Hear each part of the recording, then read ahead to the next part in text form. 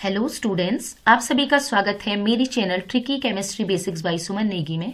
तो आज हम पढ़ने जा रहे हैं उत्तराखंड एलटी अपकमिंग जो वैकेंसी हमारी आने वाली है उसमें टीचिंग एप्टीट्यूड सीडीपी की एक इम्पोर्टेंट क्लास है, एक इम्पोर्टेंट चैप्टर है जिसका नाम है क्रियात्मक अनुसंधान एक्शन रिसर्च। काफी इंपोर्टेंट है, ये हमें पता ही नहीं होता बहुत सारे बच्चों को कि एक्शन रिसर्च क्या है। आपने बीएड में तो पढ़ा होगा बट काफी टाइम हो गया है तो हम इसे भूल चुके हैं और पेपर में जब इसके क्वेश्चन आते हैं तो हम गलत कर देते हैं। और जैसा कि आपको पता है 1 मार्क्स, 1 मार्क्स के सही होने से आप का सिलेक्शन हो सकता है और 1 मार्क्स के गलत होने से, रॉन्ग होने से आपका सिलेक्शन रुक सकता है। तो बहुत इंपॉर्टेंट है, पूरी वीडियोस देखिएगा। अगर बीच में आपने स्किप किया कहीं पर तो कोई एक स्टेप आपने स्किप कर लिया समझ लीजिए, तो फिर आप ना नहीं कर पाओगे। तो वीडियो पूरी देखिएगा। मैंने सारी चीजें लिखी नहीं है, कुछ चीजें मैंने ओरली बोली भी हैं तो वो भी आप लोग नोट करेंगे। और एक इन्फॉर्मेशन और मैं आपको देना चाह रही हूँ, आप सभी को पता है कि एग्जाम अभी होने की पॉसिबिलिटी नहीं है। 99% 10 मार्च को एग्जाम नहीं होने वाला, तो आप लोग अच्छे से तैयारी कीजिए। वैकेंसी काफी निकलने वाली है तो आपके लिए अच्छा रहेगा। अब हम बात करते हैं, हमारा एलटी साइंस का ऑलरेडी बैच चल रहा है और जिन बच्चों को भी एलटी साइंस का बैच लेना है तो जो स्क्रीन पे आपको नंबर दिखाई दे रहा है इस नंबर पे आप व्हाट्सएप या कॉल कर सकते हैं। तो स्टार्ट करते हैं आज का टॉपिक क्रियात्मक अनुसंधान। देखिए, जब हम बात करें क्रियात्मक अनुसंधान की तो इसमें 2 शब्द आ रहे हैं, एक तो क्रियात्मक, एक अनुसंधान। तो इसमें एक शब्द आया जो आपने बहुत सालों से हमेशा से सुनते आ रहे, अनुसंधान, रिसर्च। तो सबसे पहले आपको पता होना चाहिए रिसर्च क्या है। जब आपको रिसर्च पता चलेगा तब आपको पता चलेगा कि ये एक्शन रिसर्च क्या होता है। ठीक है, तो रिसर्च से शुरू करेंगे। तो रिसर्च अनुसंधान, समस्याओं के समाधान खोजने, ज्ञान के परिमार्जन और नवीन ज्ञान के सृजन की एक वैज्ञानिक विधि। Meaning of research, a scientific method of finding solution to problems, refinement of knowledge and creation of new knowledge. आपने देखा होगा, आपने अक्सर सुना होगा, साइंटिस्ट हैं वो रिसर्च कर रहे हैं, बच्चे हैं पीएचडी करने जाते हैं, रिसर्च करते हैं। रिसर्च किसी चीज की पुनः खोज। ठीक है, तो ये क्या करते हैं, कोई प्रॉब्लम जनरेट हुई है बड़े पैमाने पर, एक कोई प्रॉब्लम जनरेट हुई तो उस प्रॉब्लम को हमने सॉल्व करना है। तो उस प्रॉब्लम को सॉल्व करने के लिए हमने दिन रात एक करी, उसका सॉल्यूशन ढूंढा, चाहे लैब में ढूंढा, कॉपियों में ढूंढा, बुक्स से ढूंढा, तो हमने सॉल्यूशन ढूंढा और सॉल्यूशन ढूंढ के एक नई चीज हमें पता चली कि ये अगर प्रॉब्लम आएगी तो हम इस प्रकार इसको इस प्रॉब्लम से निपटेंगे। तो हमें एक नई चीज पता चली, अगर ये परेशानी हमारे सामने आ गई तो इस परेशानी से हमने कैसे समाधान निकाला है, क्योंकि आपने रिसर्च किया, करते हैं ना आप रिसर्च, तो आपने उसका सॉल्यूशन निकाला। तो वही सॉल्यूशन आपने क्या किया, ज्ञान का परिमार्जन किया, ज्ञान का परिमार्जन, रिफाइनमेंट किया नॉलेज का, एक न्यू चीज डिस्कवर किया, नया नॉलेज आपको हुआ और तो वो जो नया नॉलेज हुआ आप आपस में भी बांटते हैं। तो ये क्या होगा, एक साइंटिफिक अप्रोच होता है। ठीक है, तो समझ में आ गया होगा कि अनुसंधान क्या होता है। कोई जो प्रॉब्लम हमारे सामने आ रही है उस प्रॉब्लम का निवारण, उस प्रॉब्लम से हम कैसे निपटे, उस प्रॉब्लम से हम किस प्रकार पार पाए कह सकते हैं। तो उस प्रॉब्लम को हमने सॉल्व करना है। तो सॉल्व करने के लिए हम जो भी तरीके अपना रहे हैं, वैज्ञानिक मेथड्स, साइंटिफिक मेथड्स, और जिससे हमें एक न्यू नॉलेज की प्राप्ति हो रही है, नए ज्ञान की प्राप्ति हो रही है, वही हमारा क्या है, अनुसंधान है। तो अनुसंधान शब्द की अगर बात करें तो अनुसंधान शब्द अंग्रेजी के रिसर्च से आया है। रिसर्च का मतलब होता है, री मीन्स बारंबार, ठीक है, अगेन एंड अगेन, और सर्च मतलब खोज, डिस्कवरी। ठीक है, री मीन्स बारंबार, अगेन एंड अगेन, और सर्च मीन्स खोज या फाइंडिंग्स कह सकते हैं। ठीक है, लिख लीजिएगा, इसे मैंने हिंदी में ही लिखा है। अब स्टार्ट करते हैं डेफिनेशन से। तो सबसे फर्स्ट डेफिनेशन है मुनरो के अनुसार, अनुसंधान को समस्याओं के अध्ययन की उस विधि के रूप में परिभाषित किया जा सकता है जिसमें समाधानों को आंशिक या पूर्ण रूप से तथ्यों के आधार पर प्रतिपादित किया जाता है। According to Monroe, research can be defined as method of studying problems in which solutions are proposed partially or completely on the basis of facts. तो ये क्या कह रहा है, ये कह रहा है कि अनुसंधान, मुनरो कहते हैं कि अनुसंधान क्या है, कोई समस्या है, कोई प्रॉब्लम्स है, ठीक है, उसकी हमने स्टडी करनी है, कि ये क्या प्रॉब्लम है। ठीक है, उसकी हमने स्टडी करी और उसके जो है उसके जो भी सॉल्यूशंस हैं, समाधान है, वो हमने निकाले। ठीक है, चाहे वो आंशिक हो, टेम्परेरी हो, या फिर 100%, ठीक है, या तो वो टेम्परेरी हो, आंशिक हो, या पूरे पूरे तथ्यों फैक्ट पर आधारित हो। कोई प्रॉब्लम हमारे सामने आई, उस प्रॉब्लम को सॉल्व करने के लिए हमने क्या है उसका सॉल्यूशन निकाला। अब सॉल्यूशन कैसे निकला होगा, कुछ फैक्ट आपको पता चले होंगे, उन फैक्ट के आधार पर आपने सॉल्यूशन निकाला।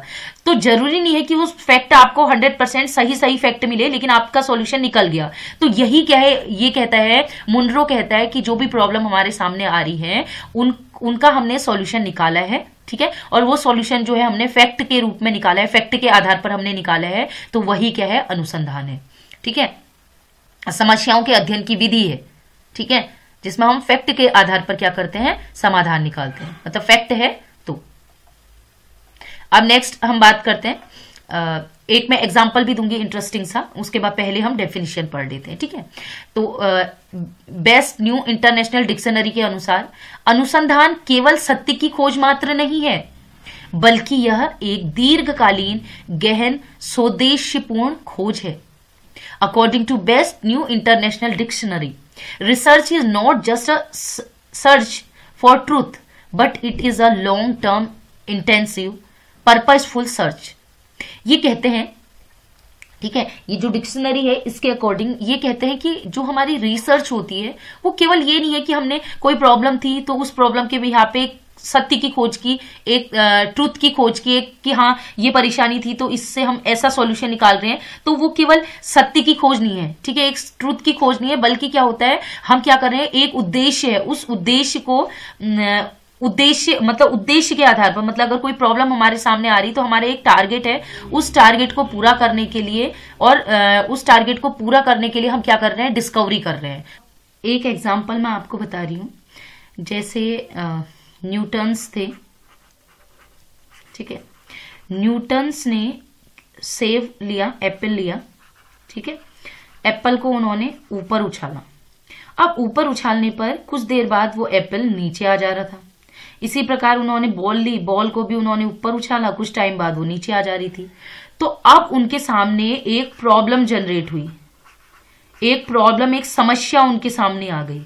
उन्होंने ये बोला कि बॉल को जब मैं ऊपर उछाल रहा हूं वो नीचे क्यों आ रही हो, ऊपर हमेशा के लिए ऊपर क्यों नहीं जा रही है। या एप्पल है, एप्पल जो है वो पेड़ से अगर एप्पल नीचे गिरा तो वो पेड़ से नीचे क्यों गिरा, वो ऊपर की ओर को क्यों नहीं गया। अगर वो टूटा तो वो ऊपर भी तो जा सकता था, वो नीचे क्यों आया। तो ये इनके पास सामने एक समस्या उत्पन्न हुई, एक प्रॉब्लम आई। तो उस प्रॉब्लम का सॉल्यूशन निकालने के लिए कि ऐसा क्यों हुआ, उस प्रॉब्लम का सॉल्यूशन निकालने के लिए क्या तुरंत सॉल्यूशन निकल गया होगा, नहीं निकला होगा, ठीक है। तो उस सॉल्यूशन को निकालने के लिए, जो परेशानी थी उसका सॉल्यूशन निकालने के लिए उसको बहुत टाइम लगा होगा, लॉन्ग टाइम, ठीक है। इसके अलावा क्या वो सीधे प्रॉब्लम का सॉल्यूशन, बहुत सारे फैक्ट उन्होंने निकाले होंगे, लैब में एक्सपेरिमेंट किया होगा, ठीक है, एक्सपेरिमेंट किया होगा, बहुत सारी बुक्स रीड किए होंगे, ठीक है, बहुत से लोगों से एडवाइस भी ली होगी। तो उसके बिहाफ पर फाइनली उन्होंने एक नया सॉल्यूशन निकाला। उस सॉल्यूशन को पहले उन्होंने टेस्ट करा और टेस्ट करके देखा कि जो मेरी प्रॉब्लम थी उस प्रॉब्लम के लिए मैंने जो सॉल्यूशन निकाला, क्या वो इस प्रॉब्लम का निवारण कर रहा है या नहीं कर रहा है। तो अगर टेस्ट करने पर पता चला कि बिल्कुल उस प्रॉब्लम को हम इसी से निपटा सकते हैं, इसी सॉल्यूशन से निपटा सकते हैं, तो वो टेस्ट हमारा सक्सेसफुल हो गया। और टेस्ट जब सक्सेसफुल हुआ तो इससे हमने क्या है, इस सॉल्यूशन से हमें एक न्यू नॉलेज की प्राप्ति हुई, एक न्यू ट्रूथ की प्राप्ति हुई, एक नए सत्य की हमने खोज की। और यही न्यू ट्रूथ और न्यू जो हमारा नवीन सत्य है, इससे हमने क्या है, एक नया हमने क्या किया, हम कहेंगे हमने एक नई चीज इन्वेंट की, नई खोज करी। क्या करा, नया खोज किया, ठीक है, नई खोज करी, एक नई न्यू नॉलेज हमें प्राप्त हुई, न्यू नॉलेज हमें प्राप्त हुई।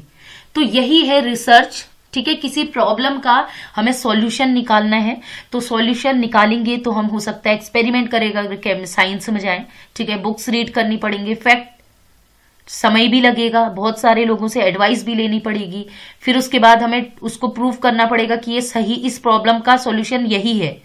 उसके बाद जब वो टेस्ट प्रूफ हो जाएगा तब हमें एक नए सत्य की खोज हो जाएगी। तो इसी को कहते हैं एक उद्देश्यपूर्ण हमारी खोज ये हुई कि हमारा उद्देश्य था इस प्रॉब्लम का सॉल्यूशन निकालना। जैसे कि मैंने न्यूटन का भी आपको बताया था, तो उन्होंने ये जो एप्पल वाला था, पेड़ से जब एप्पल गिरा था उसको देख के उन्होंने क्या किया, बॉल को भी उछाला, सेब को फिर से उछाला, फिर वो नीचे गिरी, तो उन्होंने एक क्या निकाला, एक न्यू रूल निकाला, एक नया नियम निकाला जिसे कहते हैं न्यूटन्स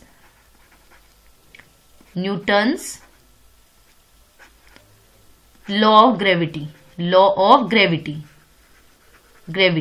मतलब न्यूटन के गुरुत्वाकर्षण का नियम। उन्होंने कहा कि पृथ्वी जो होती है वो गुरुत्व बल के कारण, गुरुत्वाकर्षण के कारण हर एक चीज को नीचे की ओर खींचती है। तो इतनी बड़ा जो सत्य था, इतना बड़ा जो नॉलेज था, वो सीधे तो निकल गया। ऐसा तो नहीं था कि वो 10 दिन में या 5 दिन में हो गया, बहुत टाइम लगा होगा। और उनका एक उद्देश्य फिक्स था कि मैंने इस चीज का सॉल्यूशन निकालना है कि एप्पल नीचे ही क्यों गिर रहा है। तो इसी को हम कहते हैं रिसर्च। अनुसंधान की डेफिनेशन पढ़ने के बाद हम नेक्स्ट टॉपिक पढ़ेंगे अनुसंधान की विशेषताएं, कैरेक्टरिस्टिक्स ऑफ रिसर्च। तो अगर विशेषताएं, अगर हम शॉर्ट में कहें, ब्रीफ में कहें, तो अनुसंधान की विशेषताएं में सबसे पहले आता है अन्वेषण, एनालिसिस। ठीक है, ये है एनालिटिकल प्रोसेस इसमें होते हैं, एनालिसिस किया जाता है बहुत सारे फैक्ट्स का, बहुत सारे डेटा का।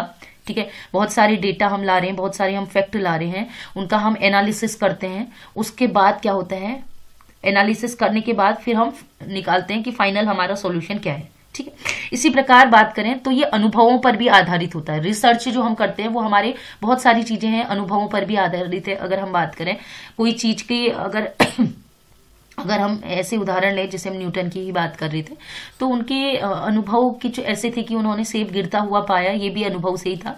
तो बहुत सारी चीजें हैं रिसर्च में, हम अनुभवों से भी पता चलता है कि इस प्रॉब्लम का सॉल्यूशन इस तरीके से हो सकता है। तो ये अनुभविक अध्ययन भी होता है। ठीक है, जो हमारे एक्सपीरियंस है उस पर आधारित होता है। ठीक, इसी प्रकार अगर बात करें नेक्स्ट, तो है सुव्यवस्थित अध्ययन। इसमें रिसर्च में हम क्या करते हैं, एक सिस्टमेटिक तरीके से चीजों को, फैक्ट को, और जो हमारी प्रॉब्लम्स हैं उसकी रीजंस हैं, उन सभी का स्टडी करते हैं, लेकिन क्या होता है, सिस्टमेटिक तरीके से। ठीक है, और इसके अलावा नेक्स्ट जो होती है मितव्ययिता, हमें क्या है, इसमें ज्यादा एक्सपेंस नहीं करना, मतलब एक अच्छा अनुसंधान उसी को माना जाता है। ठीक है, एक अच्छा रिसर्च उसी को माना जाता है जिसमें कम से कम मितव्ययिता, मतलब हमें खर्च कम करना पड़े। ठीक है, एक्सपेंस जो है वो कम से कम हो। तो ये कुछ फीचर्स हैं, मैंने बहुत सारे नहीं बताए, लिमिटेड चीज बताई, क्योंकि इस चैप्टर में हमें मेनली पढ़ना है एक्शन रिसर्च। अभी हम रिसर्च पढ़ रहे हैं तो आपको रिसर्च पता होना चाहिए क्या है। ठीक है, तो फिर उसके बाद रिसर्च के टाइप में हम उसे पढ़ेंगे। ठीक है, तो अब रिसर्च की बात करें, क्या इसके अनुसंधान का क्या महत्व है, इंपोर्टेंस ऑफ रिसर्च, कि क्या रिसर्च के महत्व है, इंपोर्टेंस है। तो एक एक करके डिस्कस करते हैं। सबसे पहले, अनुसंधान मानवीय ज्ञान के विकास में सहायक है। Research is helpful in development of human knowledge. कोई प्रॉब्लम्स आई, उसका आपने सॉल्यूशन निकाला, तो सॉल्यूशन निकालने के दौरान हमारे बहुत सारी नई नई चीजें हमें पता चलेंगी। तो उससे क्या हुआ, ह्यूमन नॉलेज का डेवलपमेंट हुआ, और फाइनल जो सॉल्यूशन निकाला उस सॉल्यूशन से भी तो हमें एक नई नॉलेज की प्राप्ति हुई ना। तो कहीं ना कहीं ये क्या करता है, मानव के ज्ञान का विकास करता है। ठीक है, ह्यूमन नॉलेज का डेवलपमेंट करता है। इसके अलावा हम बात करें नेक्स्ट पॉइंट, तो अनुसंधान विभिन्न विज्ञानों की प्रगति की शक्तिशाली कुंजी है। ठीक है, रिसर्च इज अ पावरफुल की of progress of various sciences. ठीक है, आज आप सुन रहे होंगे, आप देखते हैं कि स्पेशली का साइंस की बात करें, ठीक है, साइंस स्ट्रीम की बात करें, तो आप देखते हैं कॉलेज में हम रिसर्च कर रहे हैं, हम सुनते हैं ना, कॉलेज में पीएचडी कर रहे हो, रिसर्च कर रहे हैं। तो जो हमारी जितनी भी साइंस ने, जो आजकल विज्ञान ने प्रगति की है, तो वो कहीं ना कहीं इसी रिसर्च की वजह से विज्ञान ने प्रगति की है। अभी आपने चंद्रयान के बारे में सुना था, तो वो भी क्या है, वो भी हमारे जो हमारे साइंटिस्ट हैं उन्होंने क्या किया है, प्रोग्रेस किया है, इसी अनुसंधान के बेस पे उन्होंने रिसर्च की, और रिसर्च से ही क्या है, इसी रिसर्च से हमारा आज जो साइंस है वो बहुत आगे बढ़ चुका है, मतलब टेक्नोलॉजी में हम बहुत काफी आगे आ चुके हैं। ठीक है, साइंटिफिक नॉलेज जो है वो बहुत ज्यादा बढ़ चुका है, कि कब, पहले और आज की तुलना में, अगर हम आज से लगभग 100 साल पहले की बात करें और आज की बात करें तो हमारे रहन सहन में बहुत अंतर है, और वो सब इसी रिसर्च की वजह से है, विज्ञान ने प्रगति की। नेक्स्ट, अनुसंधान व्यवहारिक समस्याओं के समाधान का एक प्रबल यंत्र है। Research is a powerful tool for solving practical problem. ठीक है, तो आजकल अगर हम देखें व्यवहारिक समस्याएं जो सामना, आज से 100 साल पहले की हमें बात करें, जैसे हम बात करते हैं कि हमें जाना होता था, जैसे अगर हमें जाना है 50 किलोमीटर आगे तो हम पैदल चलते थे, लेकिन आज हम गाड़ी में जा रहे हैं। तो हमारे दैनिक हमारे जीवन में जो परेशानियों का हमें सामना करना पड़े, व्यवहारिक समस्याएं जो आई, ये तो मैंने एक एग्जाम्पल दिया, ऐसी बहुत सारी प्रॉब्लम्स हैं। ठीक है, नेचुरल प्रॉब्लम्स हैं, व्यवहारिक समस्याएं हैं, इनके मतलब क्या है, इनको सॉल्व करने के लिए क्या की गई, रिसर्च की गई। आज आप गाड़ी से क्या करते हैं, या गाड़ी के बाद क्या है, एरोप्लेन आया, एरोप्लेन से और भी मान लीजिए अगर 50 किलोमीटर जाने हैं तो आप 2 मिनट में पहुंच जाएंगे, 3 मिनट में पहुंच जाएंगे, है कि नहीं। तो एक प्रकार से सोचो कि उन प्रॉब्लम्स को, ठीक है, जो व्यवहारिक समस्याएं थी, उनके भी सॉल्यूशन का एक क्या होता है, एक पावरफुल टूल्स है। इसके अलावा मनोवृत्तियों के परिवर्तन में भी ये सहायक है। ये हेल्पफुल होता है चेंजिंग एटीट्यूड भी आपको पता है, जैसे जैसे रिसर्चेज हुई, जैसे जैसे विज्ञान ने प्रगति की, कहते हैं विज्ञान का मतलब केवल ये नहीं है कि वो साइंस फील्ड की बात कर रहे हैं। ठीक है, जो ह्यूमैनिटीज वाले होते हैं उसमें भी क्या हो रहा है, आपने क्या सुना है, केवल साइंस वाले रिसर्च करते हैं। ह्यूमैनिटी ग्रुप जो हमारा होते हैं, चाहे इंग्लिश हो, सोशियोलॉजी हो, पॉलिटिकल साइंस हो, हिंदी हो, ठीक है, क्या इसमें रिसर्चेज नहीं होती, इसमें भी होती हैं, इसमें भी साइंटिस्ट होते हैं, है ना। तो कहीं ना कहीं ये सारी चीजें जो रिसर्च से हमारा क्या होता है, पूरा का पूरा एटीट्यूड चेंज हो जाता है। ठीक है, हमारा जो मनोवृत्ति होती है वो धीरे धीरे क्या होती है, चेंज होती जाती है। आज से 100 साल पहले की बात करें, उस समय जो है वो एटीट्यूड डिफरेंट होता था। ठीक है, मनोवृत्तियां अलग थी, मूड अलग थे, लेकिन आज की अगर हम बात करें, आज की हमारी सोच बिल्कुल डिफरेंट हो चुकी है। नेक्स्ट, अनुसंधान वस्तुनिष्ठता लाता है। तो रिसर्च से क्या होता है, ऑब्जेक्टिविटी आती है। इसी प्रकार अगर हम बात करें, अनुसंधान का आधार वैज्ञानिक होता है। आप पढ़ ही रहे हैं कि बहुत सारी जो रिसर्चेस होती हैं, ठीक है, उसके पीछे क्या होता है, साइंटिफिक रीजन होता है हर चीज के पीछे। ठीक है, तो आधार वैज्ञानिक होता है। ठीक है, एक्सपेरिमेंट पर बेस्ड होता है। इसी प्रकार हम बात करें नेक्स्ट, अनुसंधान का ज्ञान का परिमार्जन करता है। हम पढ़ चुके हैं पहले भी कि ये जो है क्या करता है, नॉलेज को रिफाइन करने का काम करता है। नई नॉलेज को क्या होता है, जो नॉलेज होती है उसको और भी क्या करता है, रिफाइन करता है।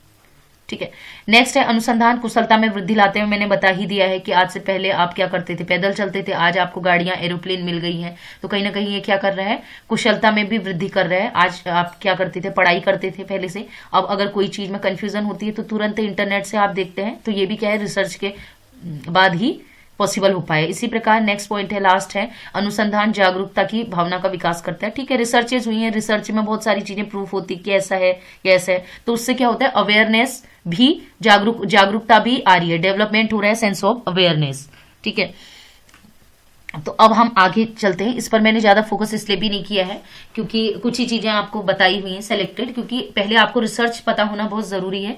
जब आपको रिसर्च पता होगा तब आपको एक्शन रिसर्च पता चलेगा। ठीक है, तो अब हम बात करते हैं टाइप्स ऑफ रिसर्च। यहां से हम पढ़ेंगे क्योंकि रिसर्च पता नहीं होगा और सीधे एक्शन रिसर्च तो आप नहीं कर पाएंगे। ठीक है, तो अगर हम बात करें टाइप्स ऑफ रिसर्च, तो रिसर्च अनुसंधान के प्रकार, तो रिसर्च आर ऑफ 2 टाइप। ठीक है, तो रिसर्च जो होते हैं वो 2 टाइप के हैं हमारे। एक होता है मौलिक अनुसंधान जिसे कहते हैं फंडामेंटल रिसर्च, और दूसरा होता है एक्शन रिसर्च जिसे कहते हैं क्रियात्मक अनुसंधान। एक्शन रिसर्च, क्रियात्मक अनुसंधान, किसी समस्या का तात्कालिक या त्वरित समाधान क्रियात्मक अनुसंधान कहलाता है। द इमीडिएट और quick solution to a problem is called action research.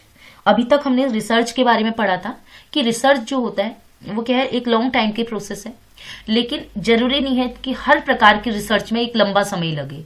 अगर कोई ऐसी प्रॉब्लम्स हमारे सामने आई है जिसका हमें वेट नहीं कर सकते, हम बोलते हैं ना मैं ज्यादा वेट नहीं कर सकती, तो वेट नहीं कर सकने का मतलब है कि अगर आप सोचिए आपको 1 साल लग रहा है किसी चीज का रिसर्च का फाइनल रिजल्ट निकालने में, तो नहीं है ना, सारी प्रॉब्लम्स हमारी ऐसी तो नहीं होती हैं कि वो 1 साल बाद अगर रिजल्ट मिलेगा तो तब हमारी सॉल्यूशन, हम तब तक वेट करेंगे, ऐसा पॉसिबल नहीं है। कुछ प्रॉब्लम्स हमारे सामने ऐसी आती हैं जिसका हम चाहते हैं कि तुरंत सॉल्यूशन निकल जाए, तुरंत सॉल्यूशन निकल जाए। तो उस समय जो हम रिसर्च करेंगे, जब हमें मतलब क्या होगा, विद इन 5 to 6 डेज हमें सॉल्यूशन चाहिए, विद इन 10 डेज हमें सॉल्यूशन चाहिए, तो उस समय हम करेंगे एक्शन रिसर्च। तो इसीलिए ये कह रहा है अगर कोई प्रॉब्लम्स आपके सामने आ रही हैं तो उसका अगर आपको क्विक सॉल्यूशन चाहिए या इमीडिएट सॉल्यूशन चाहिए, तुरंत उसका प्रॉब्लम का सॉल्यूशन चाहिए, तो उसके लिए हम करेंगे क्रियात्मक अनुसंधान। तो आप समझ गए होंगे कि अनुसंधान का एक टाइप है जिसमें क्या होता है, इस प्रकार के अनुसंधान में हमें ऐसी समस्याएं जिसका हमें तुरंत समाधान चाहिए होता है, उसमें हम कौन सा रिसर्च करेंगे, एक्शन रिसर्च। ठीक है, तो एक्शन रिसर्च में क्या प्रक्रिया है, देखिए प्रक्रिया चाहे रिसर्च की कहें, फंडामेंटल रिसर्च की कहें या एक्शन रिसर्च की कहें, एक ही होता है, बस टाइम ड्यूरेशन का फर्क रहता है। ठीक है, तो देखिए, तो क्या होता है क्रियात्मक अनुसंधान में, एक्शन रिसर्च में मौलिक समस्याओं का अध्ययन। पहले क्या होता है, जो फंडामेंटल प्रॉब्लम्स है, जो हमारी मौलिक समस्याएं हैं, मौलिक मतलब दैनिक जीवन में आने वाली जो परेशानियां हैं, उनका क्या होता है, प्रॉब्लम्स, पहले उनका हम स्टडी करते हैं कि प्रॉब्लम है एक्चुअल में ये, या ऐसे ही वास्तव में ये प्रॉब्लम है। अब जब वो प्रॉब्लम है तो हम क्या करेंगे, उसकी सॉल्यूशन निकालेंगे। तो सॉल्यूशन निकालेंगे, फैक्ट ढूंढेंगे। तो हमने क्या किया, न्यू फैक्ट, ठीक है, डिस्कवर किए न्यू फैक्ट, मतलब नए उन फैक्ट को जाना।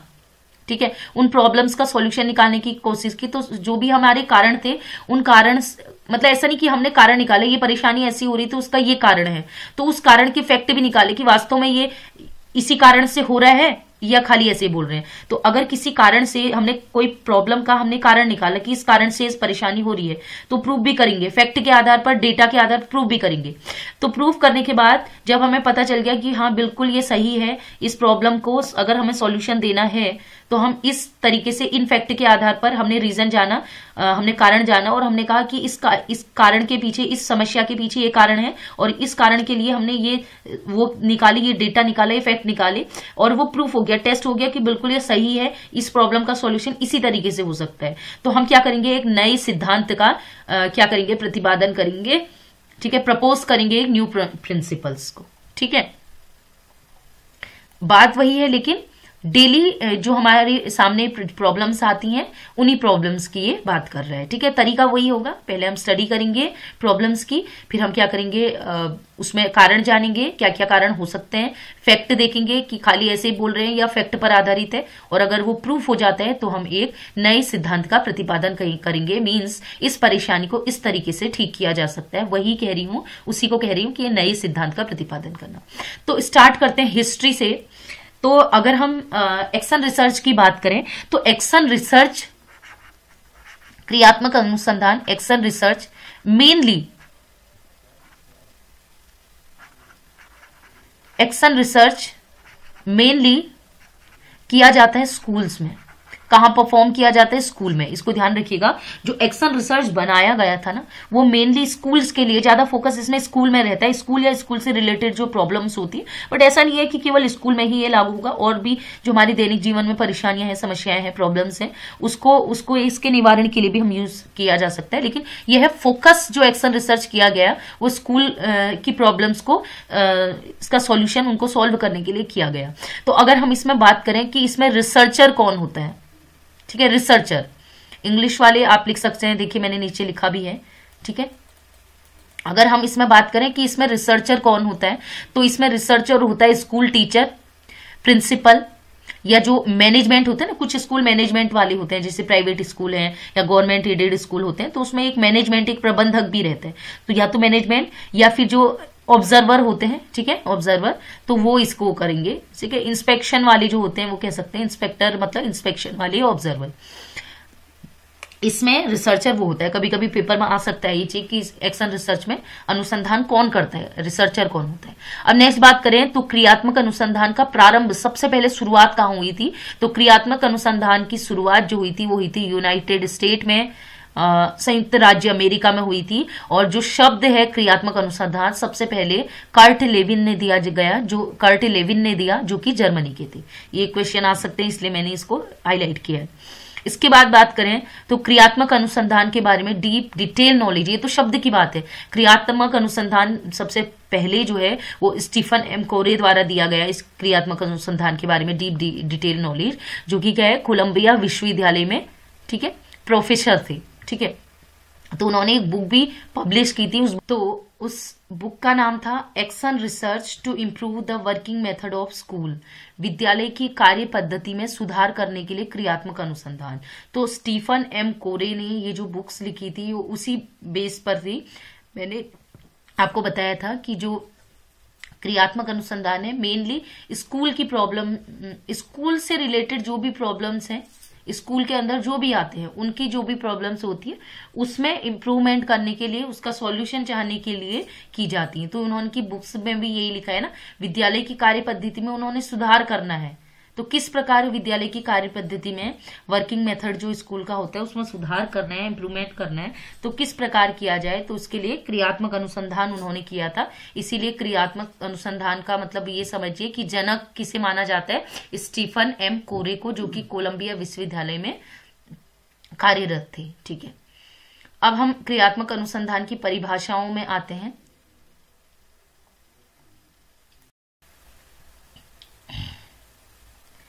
नेक्स्ट, क्रियात्मक अनुसंधान की परिभाषाएं, डेफिनेशंस ऑफ एक्शन रिसर्च। तो एक्शन रिसर्च से रिलेटेड जो इंपोर्टेंट डेफिनेशन है उनको हम यहाँ पर डिस्कस कर रहे हैं। कभी कभी क्या होता है, एक स्टेटमेंट आता है, ठीक है, कि ये किस के द्वारा कहा गया था, किस फिलोसोफर के द्वारा कहा गया था। तो सबसे पहले स्टार्ट कर रहे हैं मॉली महोदय के अनुसार। अकॉर्डिंग टू मॉली, किसी तात्कालिक समस्या के समाधान के उद्देश्य से उसी स्थान पर किए शोध को सामान्यतया शिक्षा में क्रियात्मक अनुसंधान के नाम से जाना जाता है। देखिए, कोई प्रॉब्लम्स आई, तात्कालिक मतलब तुरंत, अभी मेरे ये समस्या मेरे सामने अभी आई, तात्कालिक मतलब अभी आई मेरे सामने ये समस्या, ठीक है। तो मेरा उद्देश्य था उसको मैंने क्या करना है, उस तात्कालिक समस्या को तुरंत उसका समाधान निकालना है। तो उसी स्थान पर मैंने क्या किया, रिसर्च की, और ये लिखा है सामान्यतः शिक्षा में लिखा है इसीलिए फोकस किया है। तो उसी स्थान पर क्या है, मैंने शोध किया, रिसर्च किया, और उसी को क्या कहते हैं, एक्शन रिसर्च या क्रियात्मक अनुसंधान। तो ऑब्वियसली बात है, स्कूल की प्रॉब्लम थी और तुरंत मुझे समाधान चाहिए था, स्कूल में ही मैंने क्या किया, रिसर्च किया।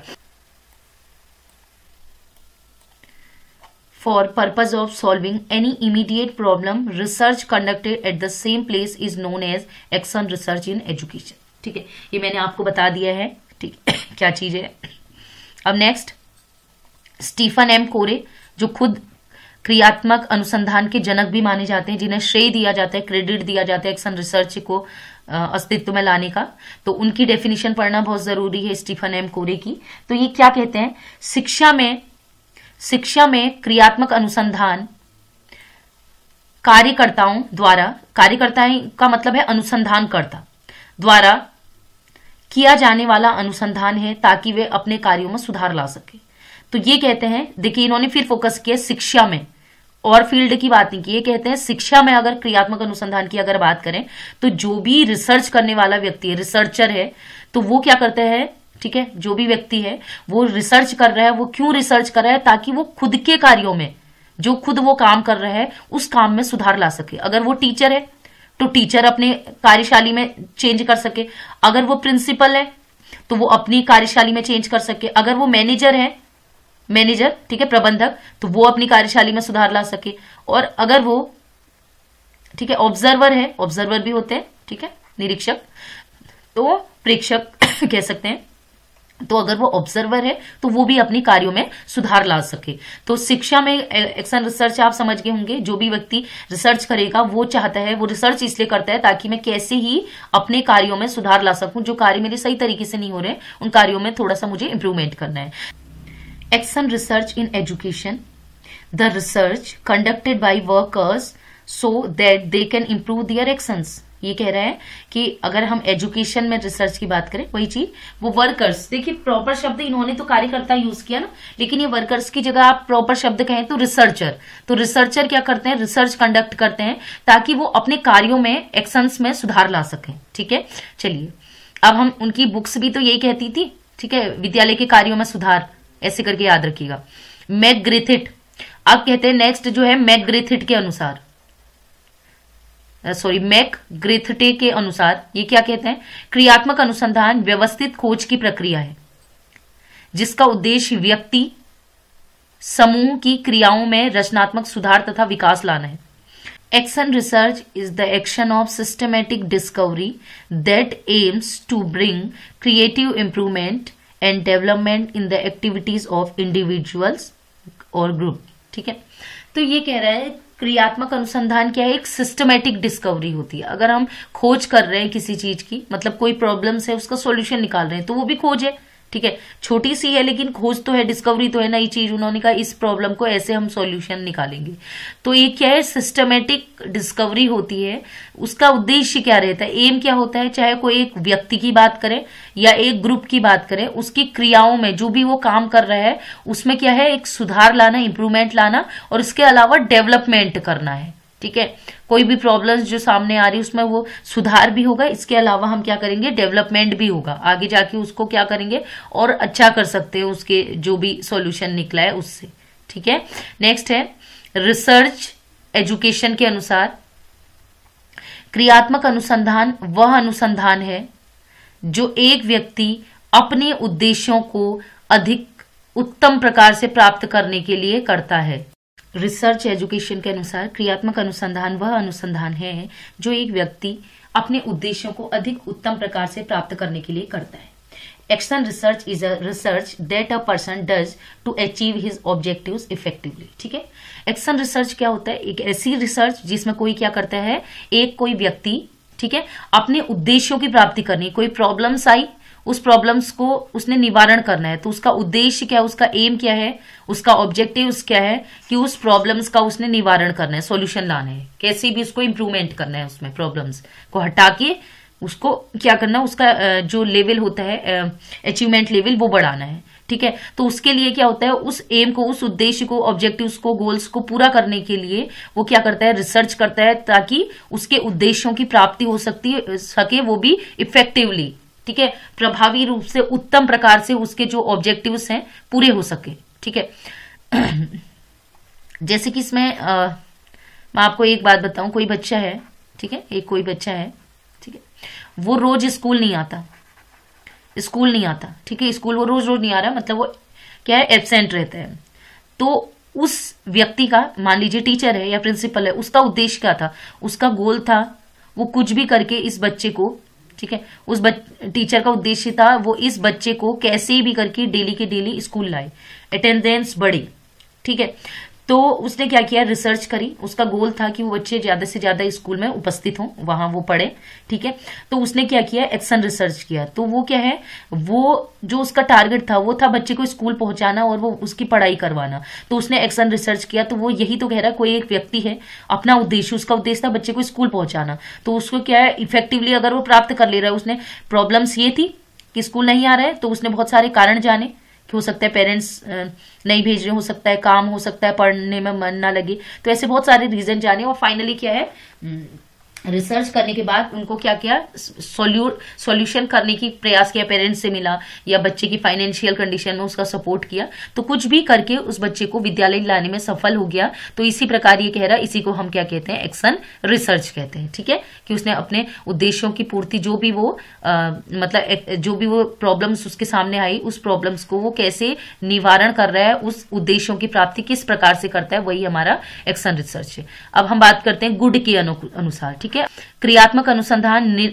शिक्षकों, निरीक्षकों, प्रबंधकों द्वारा अपने निर्णय और कार्यों की गुणात्मक उन्नति के लिए प्रयोग किए जाने वाला अनुसंधान है। The action research is research used by teachers, observer, managers for qualitative advancement of their decision and function. ठीक है, किसी भी स्कूल की अगर बात करें, कोई स्कूल है, इस स्कूल को प्रॉपर तरीके से अगर मैनेज करना है, प्रॉपर तरीके से मैनेज करना है, वहां अगर इंफ्रास्ट्रक्चर की बात करें, बच्चों की अटेंडेंस की बात करें, बच्चों की जो अचीवमेंट लेवल की बात करें, एक्स्ट्रा करिकुलर एक्टिविटी की बात करें, तो अगर ये टीचर हो या फिर जो मैनेजमेंट इनका रहता है, मैनेजर जो होता है, ठीक है, मैनेजमेंट हो, टीचर हो या फिर प्रिंसिपल हो, ठीक है, वो चाह रहे हैं कि हर चीज में हमारा स्कूल 100% रहे। ठीक है, तो उन्होंने क्या किया, वो क्या कर रहे हैं, उस स्कूल की जो क्रियाएं हैं, जो भी मैंने बोला, चाहे वो एक्स्ट्रा करिकुलर एक्टिविटी हो, ठीक है, वो उनका अचीवमेंट लेवल हो, उनका रिजल्ट हो, ठीक है, या अटेंडेंस हो, इंफ्रास्ट्रक्चर हो, तो उसमें क्या करना है, उन्होंने एडवांसमेंट करना है, क्वालिटेटिव अचीवमेंट उन्होंने लाना है, उन्नति करनी है। तो उसके लिए उनको क्या करना पड़ेगा, एक्शन रिसर्च करनी पड़ेगी, क्रियात्मक अनुसंधान करना पड़ेगा कि अगर अटेंडेंस 100% करनी है तो क्या किया जाए। ये प्रॉब्लम सारी, बच्चे स्कूल नहीं आ रहे तो हम क्या कर सकते हैं, इनका इंफ्रास्ट्रक्चर, अगर कमरे सीलन है तो उसको कैसे ठीक किया जाए, क्या हम कर सकते हैं, फंड कहां से जुटा सकते हैं, तो उसके लिए क्रियात्मक अनुसंधान करेंगे। अगर बच्चा पढ़ नहीं रहा है, कमजोर है, तो उसके लिए टीचर्स क्या मतलब क्या ऐसा करे कि बच्चे का जो है वो आईक्यू सॉरी, बच्चे का जो है अचीवमेंट लेवल बढ़े। अगर वो एब्सेंट रहते हैं बच्चे, तो कैसे हम 100% बच्चों का अटेंडेंस करें, पहुंचाएं। तो वो भी क्या है, उसको क्वालिटेटिव अचीव करने के लिए मतलब जो भी काम वो कर रहे हैं, टीचर्स हो, मैनेजर हो या प्रिंसिपल्स हो, तो उनके कार्यों में हमें क्या करना है, एडवांसमेंट लाना है, उन्हें खुद एडवांसमेंट लाना है, क्वालिटी बढ़ानी है। तो क्वालिटी बढ़ाने के लिए उनको क्या करते हैं वो लोग, क्रियात्मक अनुसंधान कहते हैं। ऐसा कहते हैं कौन, गुड। अब लास्ट डेफिनेशन है जी डंकन मिशेल के अनुसार, according to G Duncan Mitchell, क्रियात्मक अनुसंधान एक संगठित खोजपूर्ण प्रक्रिया है जिसका उद्देश्य व्यक्ति या समूह के क्रियाओं के परिवर्तन और विकास के लिए अध्ययन करना, रचनात्मक सुझाव प्रस्तुत करना है। Action research is a organized discovered action that aims to study and develops the action of individuals और group and present creative suggestions. ठीक है, वही है, बार बार एक ही चीज आ रही, बार बार मैं नहीं बताऊंगी। क्रियात्मक अनुसंधान, एक्शन रिसर्च जो है एक डिस्कवरी ही है, ऑर्गेनाइज्ड मैनर में, एक व्यवस्थित तरीके से हम खोज कर रहे हैं। ठीक है, और उसका उद्देश्य क्या होता है, एक तो डेवलपमेंट करना, चेंज लाना, डेवलपमेंट करना, और न्यू क्रिएटिव आइडियाज प्रोवाइड करना। ठीक है, ये रिसर्च इसलिए की जाती है, छोटी छोटी से होती है ये रिसर्च, इसमें बहुत समय नहीं लगता, 1 से 2 दिन में भी हो जाती है, 1 हफ्ते में भी हो जाती है, और विद इन 1 मंथ तो लगता ही नहीं है, मतलब 1 हफ्ते में तो हो ही जाती है, कुछ में तो 1-2 दिन में भी हो जाती है। तो छोटे छोटे से कारण होते हैं, उसको सॉल्व करने के लिए किया जाता है। ठीक है, तो ये कुछ डेफिनेशंस थी। नेक्स्ट है क्रियात्मक अनुसंधान के उदाहरण, एग्जाम्पल्स ऑफ एक्शन रिसर्च, कि एक्शन रिसर्च हम किन किन फील्ड्स में कर सकते हैं, मतलब क्या क्या एग्जाम्पल हो सकते हैं जिसमें हम एक्शन रिसर्च करते हैं, क्रियात्मक अनुसंधान करते हैं। पहला है, जैसे अक्सर आपने देखा होगा बच्चे क्लास में क्या होते हैं, इनडिसिप्लिन्ड रहते हैं। ठीक है, अक्सर आपने देखा होगा सभी जगह डिसिप्लिन की बड़ी कमी पाई जाती है।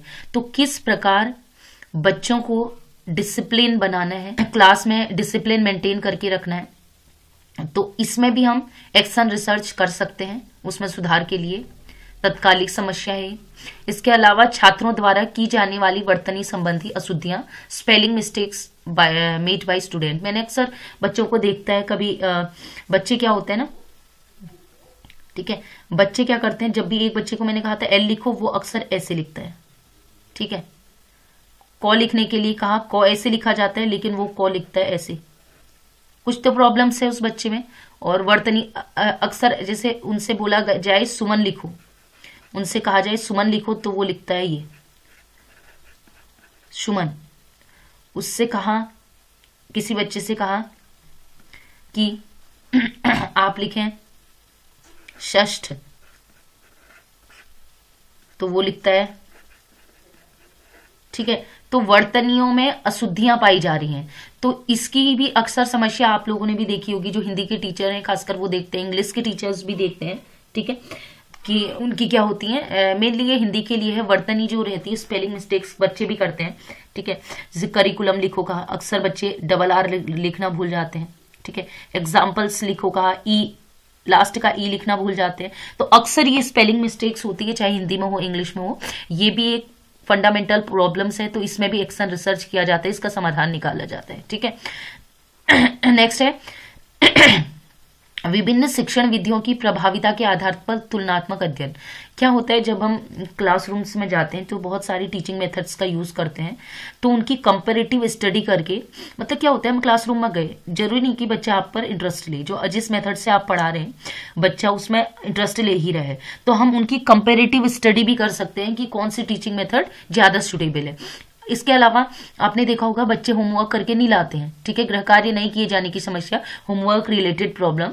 तो ये क्यों, मतलब बच्चे होमवर्क नहीं करके ला रहे हैं, क्या रीजंस हैं और क्या सॉल्यूशंस हैं, तो इसके लिए भी एक्शन रिसर्च किया जाता है। नेक्स्ट, छात्र अक्सर विद्यालय से भाग जाते हैं, बच्चे क्लास बंक करते हैं क्लास से या भाग जाते हैं। ठीक है, तो क्या रीजन है, इसका भी समाधान, इसका भी सॉल्यूशन जो है एक्शन रिसर्च करके इसका भी सॉल्यूशन निकाला जाता है कि बच्चे अगर विद्यालय से, स्कूल से भाग जाते हैं, ठीक है, क्लास बंक करते हैं, तो क्या रीजन है इसका, ठीक है, और उसका क्या सॉल्यूशन है। इसी प्रकार कुछ बच्चे होते हैं जो गेम्स में बिल्कुल भी पार्टिसिपेट नहीं करते हैं, तो इसका क्या रीजन है, ठीक है, और क्या सॉल्यूशन है, कैसे बच्चों की गेम्स में पार्टिसिपेशन बढ़ाएं, तो इसके लिए एक्शन रिसर्च किया जाता है। इसके अलावा बच्चे जो है, कुछ बच्चे, वैसे मोस्टली बच्चे कहेंगे हम, तो कुछ ही बच्चे होते हैं जो ध्यान देते हैं पढ़ाई पर। मोस्टली अगर बच्चे आजकल देखेंगे तो वो क्या करते हैं, तो वो इंटरेस्ट नहीं लेते, बच्चे पढ़ने में इंटरेस्ट नहीं लेते।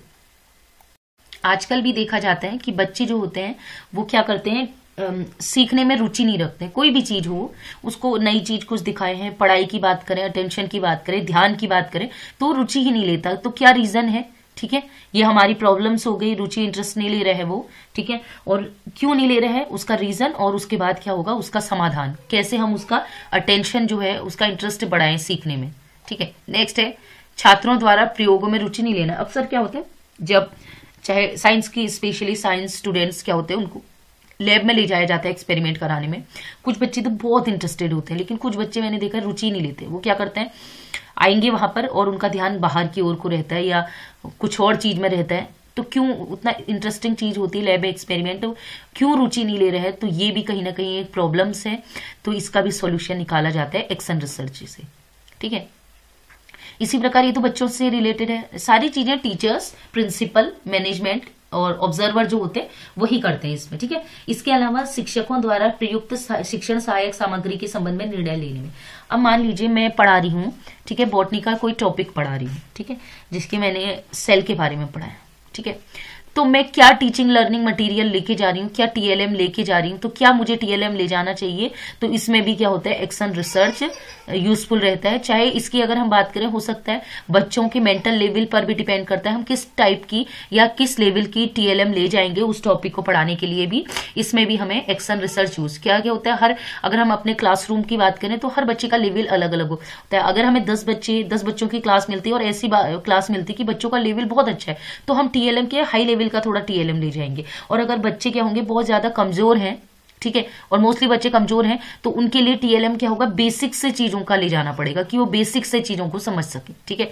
नेक्स्ट है शिक्षण विधियों में सुधार लाने संबंधित। वही है टीचिंग लर्निंग मेथड, ये मैंने पहले भी बताया था, जो हमारी टीचिंग मेथड है, मैं पढ़ानी जा रही हूँ, ठीक है, बच्चे इंटरेस्ट ही नहीं ले रहे हैं, उनको कुछ समझ ही नहीं आ रहा है, तो इसका मतलब है कि टीचिंग मेथड्स जिस तरीके से मैं पढ़ा रही हूँ वहां कहीं ना कहीं कमी है। तो अब मैं सोचूंगी कि क्या कमी है कि मैं बच्चे जो मैं पढ़ाऊं बच्चों को समझ में आ जाए, बच्चे इंटरेस्ट भी ले। तो उसके लिए मैं क्या करूंगी, एक्शन रिसर्च में देखूंगी, फैक्ट ढूंढूंगी, रीजन जानूंगी कि कहां पर बच्चों को क्या चीज नहीं आ रही, ठीक है। इसके अलावा जो प्रिंसिपल्स होते हैं वो कैसे स्टाफ को, स्टाफ में भी डिसिप्लिन बनाई, जो कलीग्स हैं, ठीक है, जो और टीचर्स हैं वहां पर, तो उनमें भी कैसे मैनेजमेंट किया जाए, कैसे उनको सब्जेक्ट जो है क्लास, उनको कैसे क्लास डिस्ट्रीब्यूट किया जाए, उनको टाइम कैसे दिया जाए, अलग अलग है ना।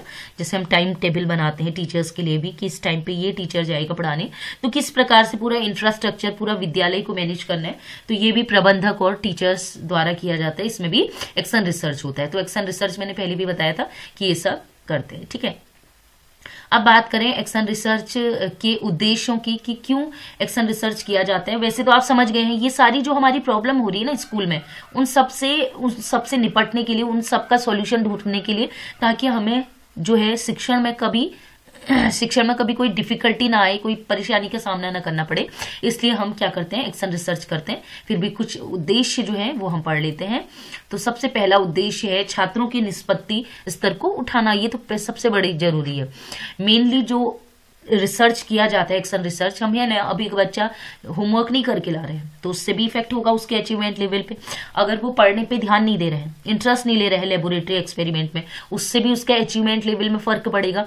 तो कहीं ना कहीं हम चाह रहे हैं कि बच्चे का अचीवमेंट लेवल क्या हो, रेज हो, बड़े, निष्पत्ति स्तर ऊंचा उठे, उसके लिए हम क्या करते हैं, एक्शन रिसर्च। इसी प्रकार अगर विद्यालय की कार्य प्रणाली बहुत ज्यादा नीरस है, बहुत टाइम से ट्रेडिशनली पहले से चली आ रही है, उसी ढर्रे पर हम चलते जा रहे हैं, तो उसको भी चेंज करने के लिए हम क्या करते हैं, ठीक है, हम एक्शन रिसर्च करते हैं। हमारे एक्शन रिसर्च का कारण ये है, हम देखते हैं कि क्या हम ऐसा करें कि विद्यालय की कार्यप्रणाली इफेक्टिव हो, कि वो सामने वाला भी अगर कोई जा रहे तो कहे कि ये विद्यालय की जो फंक्शन देखिए इतने सारे विद्यालय हैं आपके आसपास देखिएगा, तो क्या सारे स्कूलों को आप अच्छा मानते हैं? नहीं समझते हैं।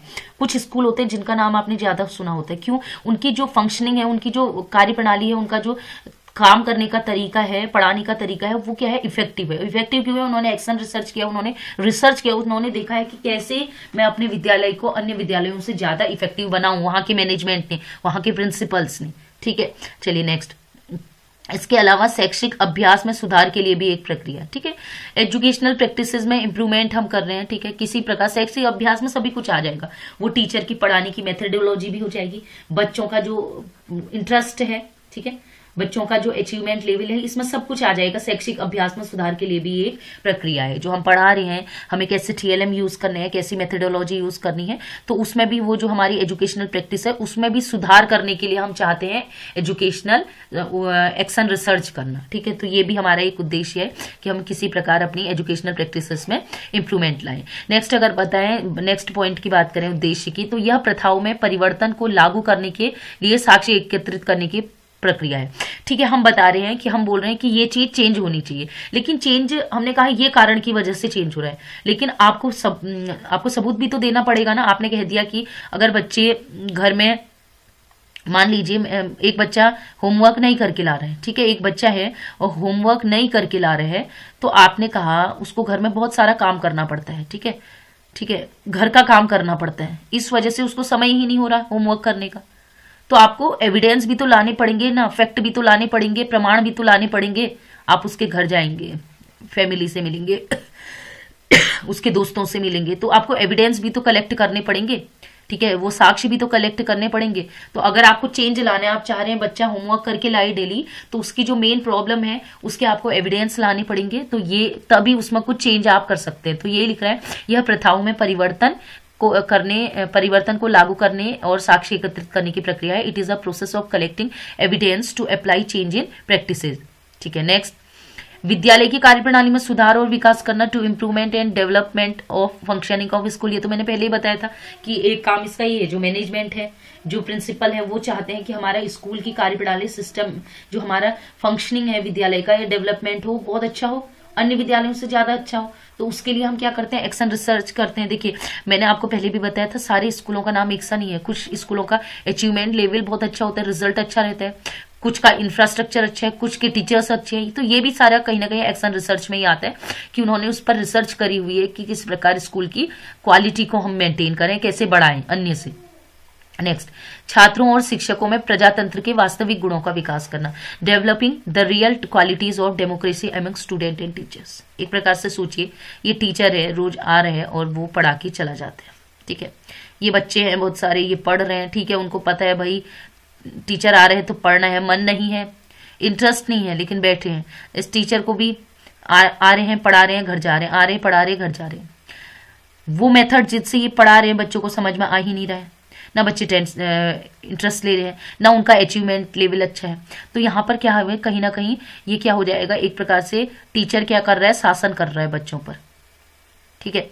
तो अब अगर हमें बच्चों के अंदर, टीचर्स के अंदर अगर डेमोक्रेटिक क्वालिटी वो बनानी है, मतलब प्रजातंत्र बनाना है, कि प्रजातंत्र का मतलब है सब अपनी स्वेच्छा से, ठीक है, उनकी स्वेच्छा से काम हो रहा है। जैसे टीचर है, अगर वो अलग अलग मेथोडोलॉजी यूज कर रहे हैं बच्चों के लेवल के अकॉर्डिंग, तो बच्चे भी इंटरेस्ट ले रहे हैं। तो ऐसा किस प्रकार का डेवलपमेंट होगा बच्चों में भी, डेमोक्रेटिक नहीं। अदरवाइज क्या हो जाएगा, एक प्रकार से एक व्यक्ति जो टीचर, जिसका नाम है टीचर, वो शासन कर रहा है बच्चों के ऊपर और बच्चे इंटरेस्ट भी नहीं ले रहे, उसका कोई रिजल्ट भी नहीं आ रहा, तो वो कुछ ऐसा होगा। तो हम ये चाहते हैं, एक्शन रिसर्च हम इसलिए भी करना चाहते हैं ताकि जो भी प्रॉब्लम है उसका निदान किया जा सकते, ठीक है, उसका निदान हो सके और क्या हो जाएगा, बच्चों और टीचर्स में प्रजातंत्र के गुणों का विकास हो सके। विद्यालय के कार्यकर्ताओं, शिक्षक, प्रधानाचार्य, प्रबंधक, निरीक्षकों में वैज्ञानिक दृष्टिकोण उत्पन्न करना, विकसित करना। जितने भी अगर हम बात करें टीचर्स, विद्यालय में जो भी काम करने वाले व्यक्ति हैं, ठीक है, जैसे कि हम कह सकते हैं टीचर्स, प्रिंसिपल, मैनेजर्स और जो ऑब्जर्वर होते हैं उनमें क्या है, एक साइंटिफिक अप्रोच का डेवलपमेंट है। कोई प्रॉब्लम सामने आई, उन्होंने उसका रिसर्च किया, रिसर्च करने पर रीजन मिला, रीजन के बाद उन्होंने फैक्ट, उन्होंने एविडेंस वो किए और लास्ट में उसका सॉल्यूशन उन्होंने निकाल दिया। तो कहीं ना कहीं ये जो पूरी प्रक्रिया है एक प्रकार से साइंटिफिक अप्रोच है। तो इन सभी विद्यालय में जो भी काम करने वाले व्यक्ति हैं उनमें एक साइंटिफिक अप्रोच का ये डेवलपमेंट करता है। इसी प्रकार नेक्स्ट अगर हम बात करें तो विद्यालय के कार्यकर्ताओं में कार्य कौशल का विकास करना, ठीक है, वो है स्किल। क्या होता है, उनके वर्क स्किल भी डेवलप होते हैं। अगर मैं एक टीचर का उदाहरण दें, ठीक है, वो पढ़ा रहे हैं, लेक्चर मेथड यूज करते हैं, रोज लेक्चर दिया वापस गए, लेक्चर दिया वापस गए, बच्चे हो रहे हैं बोर। अब कुछ दिनों बाद उन्होंने TLM का यूज किया, उसने एक्शन रिसर्च किया और उसने देखा कि बच्चे इंटरेस्ट नहीं ले रहे हैं, तो उसने फिर क्या है, TLM के माध्यम से पढ़ाना शुरू किया, एक्शन रिसर्च किया और उसने एक्शन रिसर्च में पाया कि अगर मैं बच्चों को TLM से पढ़ाऊं तो बच्चे इंटरेस्ट ले रहे हैं। टेस्ट करके देखा और वास्तव में रिजल्ट में इंप्रूवमेंट हो रहा है। तो कहीं ना कहीं ये स्किल्स भी तो डेवलप कर रहे हैं ना। तो जो भी हो, चाहे टीचर्स हो, प्रिंसिपल हो, मैनेजर्स हो, ऑब्जर्वर हो, सभी के ये क्या कर रहा है, स्किल डेवलपमेंट भी करता है एक्शन रिसर्च। तो एक उद्देश्य इसका ये है। नेक्स्ट, शैक्षिक प्रशासकों, प्रबंधकों को विद्यालय की कार्यप्रणाली में सुधार तथा परिवर्तन के लिए सुझाव देना, ठीक है, एक्शन रिसर्च कर ही इसीलिए रहे हैं ताकि अगर विद्यालय की कुछ कार्य प्रणाली है, giving suggestion to educational administrators, managers for improvement and change in functioning of school, तो उसमें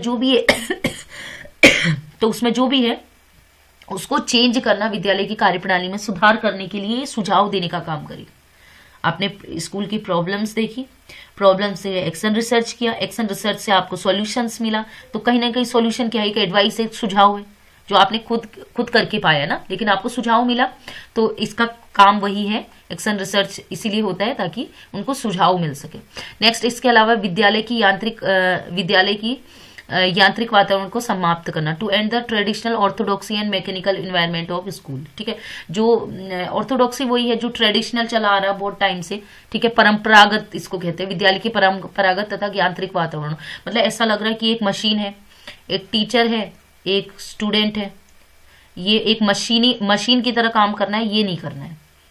आपको क्या है, एक हैप्पी एनवायरनमेंट डेवलप करना है, ये नहीं कि मैकेनिकल एनवायरनमेंट डेवलप करना है कि टीचर आएगा, एक मशीन है, एक रोबोट है और दूसरा भी रोबोट है, एक इंस्ट्रक्शन दे रहा है, दूसरा फॉलो कर रहा है, बस खत्म, ये नहीं करना है। तो ऐसा मैकेनिकल एनवायरनमेंट हमें नहीं बनाना। तो उसको एंड करने का काम भी क्या करता है, जैसे क्या है ना, अगर हम एक्शन रिसर्च नहीं करते, एक टीचर है, वो पढ़ा रहे, बच्चे पढ़ रहे हैं, समझ में आए या ना आए, बच्चे को इंटरेस्ट हो या ना हो, वो टीचर पे इंटरेस्ट ले या ना ले, टीचर भी बस पढ़ा रहे हैं, उसको बस उसने अपने लेक्चर पूरे करने हैं, उसको अपना कोर्स खत्म करना है, तो ये तो क्या हो जाएगा, मैकेनिकल इन्वायरमेंट है, मतलब अपनी खाना पूर्ति हो रही है।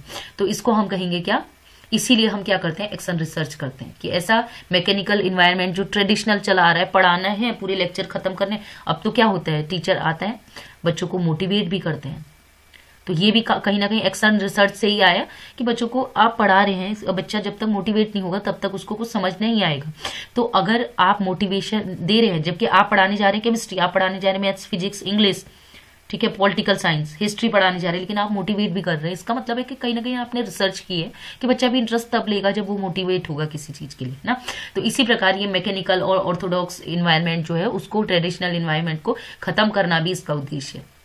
इसके अलावा अनुसंधान, जो एक्शन रिसर्च है, केवल जैसे आज तक हमने सुना था जो रिसर्च कौन करता है, साइंटिस्ट, हम कहते थे ना कि रिसर्च कौन करता है, साइंटिस्ट। तो इस मिथक को तोड़ना, अनुसंधान केवल विशेषज्ञों का कार्य है, इस मिथक को तोड़ना तथा शिक्षकों और शैक्षिक व्यवस्थापकों को अनुसंधान उन्मुख बनाना। और research is only the task of expert scientist to break this myth and to make research oriented to teachers and educational administrative. पहले से ये माना जाता था जो साइंटिस्ट हैं, एक्सपर्ट्स हैं, वही रिसर्च कर सकते हैं, लेकिन आज ये जो मिथक है वो टूट चुका है, जो रिसर्च है वो कोई भी कर सकता है, ठीक है। इसी प्रकार हम बात करें अनुसंधानकर्ताओं में समस्याओं का समाधान करने के लिए आवश्यक आत्मविश्वास व अनुसंधान करने की क्षमता को विकसित करना। Developing the ability to do confidence and research required to solve problems in a researcher. जो रिसर्चर है ठीक है। उसके अंदर कॉन्फिडेंस डेवलप करना भी बहुत जरूरी है। अगर वो एक्शन रिसर्च करता है, उस कोई प्रॉब्लम का सॉल्यूशन निकाल रहा है, तो कहीं ना कहीं एक्शन रिसर्च क्या है, उसका कॉन्फिडेंस भी बिल्डअप करता है कि हाँ ये प्रॉब्लम्स थी, इसका ये कारण था और इसका मैंने ये सॉल्यूशन निकाला। फिर उसने टेस्ट किया, उसने एक्सपेरिमेंट किया बच्चों पर और वो सक्सेसफुल हो गया, तो उसका कॉन्फिडेंस भी बिल्डअप हुआ कि मैंने ये एक्शन रिसर्च की और मैं इसमें सफल रहा। ठीक है। नेक्स्ट, छात्रों और शिक्षकों तथा शैक्षिक संघ के शासकों को उनकी समस्याओं और तात्कालिक समाधानों के बारे में अधिक जागरूक बनाना। ठीक है। To make a student, teachers and rulers of the educational association more aware of their problems and immediate solution. देखिए क्या है, आपको पता है जो स्कूल रिलेटेड प्रॉब्लम होती है उसका हमें इमीडिएट सॉल्यूशन चाहिए। अब एक्शन रिसर्च करेंगे तो हम अपनी प्रॉब्लम्स की, हमें पता है कुछ चीजें ऐसी होती है ना, आपको पता है प्रॉब्लम का सॉल्यूशन हम निकाल सकते हैं एक्शन रिसर्च से, तो आप अवेयर रहेंगे और आप एक्शन रिसर्च करेंगे। अब आप जानते हैं कि कोई तरीका ही नहीं है, जो कोई प्रॉब्लम है उसका कोई तरीका ही नहीं है सॉल्यूशन निकालने का, तो क्या होगा, आप क्या होंगे, अवेयर ही नहीं होंगे। अब आप इस चीज के लिए अवेयर हैं, आपको पता है कि अगर कोई प्रॉब्लम्स मेरे सामने आ रही है तो मैं क्या करूंगी, एक्शन रिसर्च उस पर करूंगी और एक्शन रिसर्च से मुझे सॉल्यूशन डेफिनेटली मिल जाएगा, उससे मुझे सॉल्यूशन मिल जाएगा, तो डेफिनेटली क्या होगा, हम उस चीज को करेंगे, तो इसका मतलब है हम अवेयर भी बन रहे हैं उससे। ठीक है।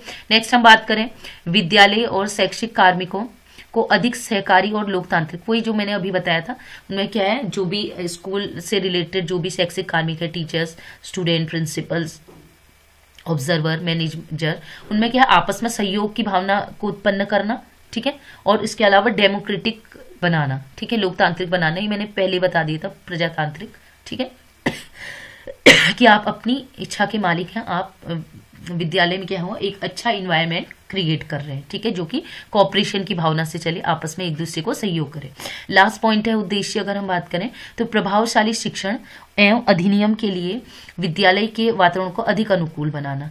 जो भी हमारा क्या रहता है, जो भी हमारी टीचिंग से रिलेटेड जो भी एक्ट बने हैं वो क्या करते हैं, उस एक्ट से रिलेटेड हमने क्या करना है, विद्यालय के इन्वायरमेंट को ज्यादा फेवरेबल और इफेक्टिव बनाना। आपको पता है एजुकेशन से रिलेटेड बहुत सारे एक्ट बने हैं, अधिनियम बने हैं, उनको हमने फॉलो करना है, तो उसके अकॉर्डिंग विद्यालय के इन्वायरमेंट को भी हमने क्या करना है, अनुकूलित बनाते हैं। फॉर एग्जाम्पल जैसे हमारे प्राइवेट स्कूलों की बात करें, यहाँ आरटी के अंतर्गत क्या होते हैं, बच्चे पढ़ते हैं। ठीक है। 25% रिजर्व होते हैं, तो उन बच्चों के साथ अगर गलत बिहेव होता है, अगर इनसे ये कहा जाता है एक क्लास में 100 बच्चे हैं, 100 में से 25 बच्चे हमारे आरटी के हैं, तो कितने बच्चे, 75 नॉर्मल होंगे और 25 आरटी की होगा। अगर उन बच्चों से कहा जाए ये बच्चे आरटी वाले बच्चे, इनको अलग पढ़ाया जाए, तो ये क्या सही होगा, बिल्कुल सही नहीं होगा।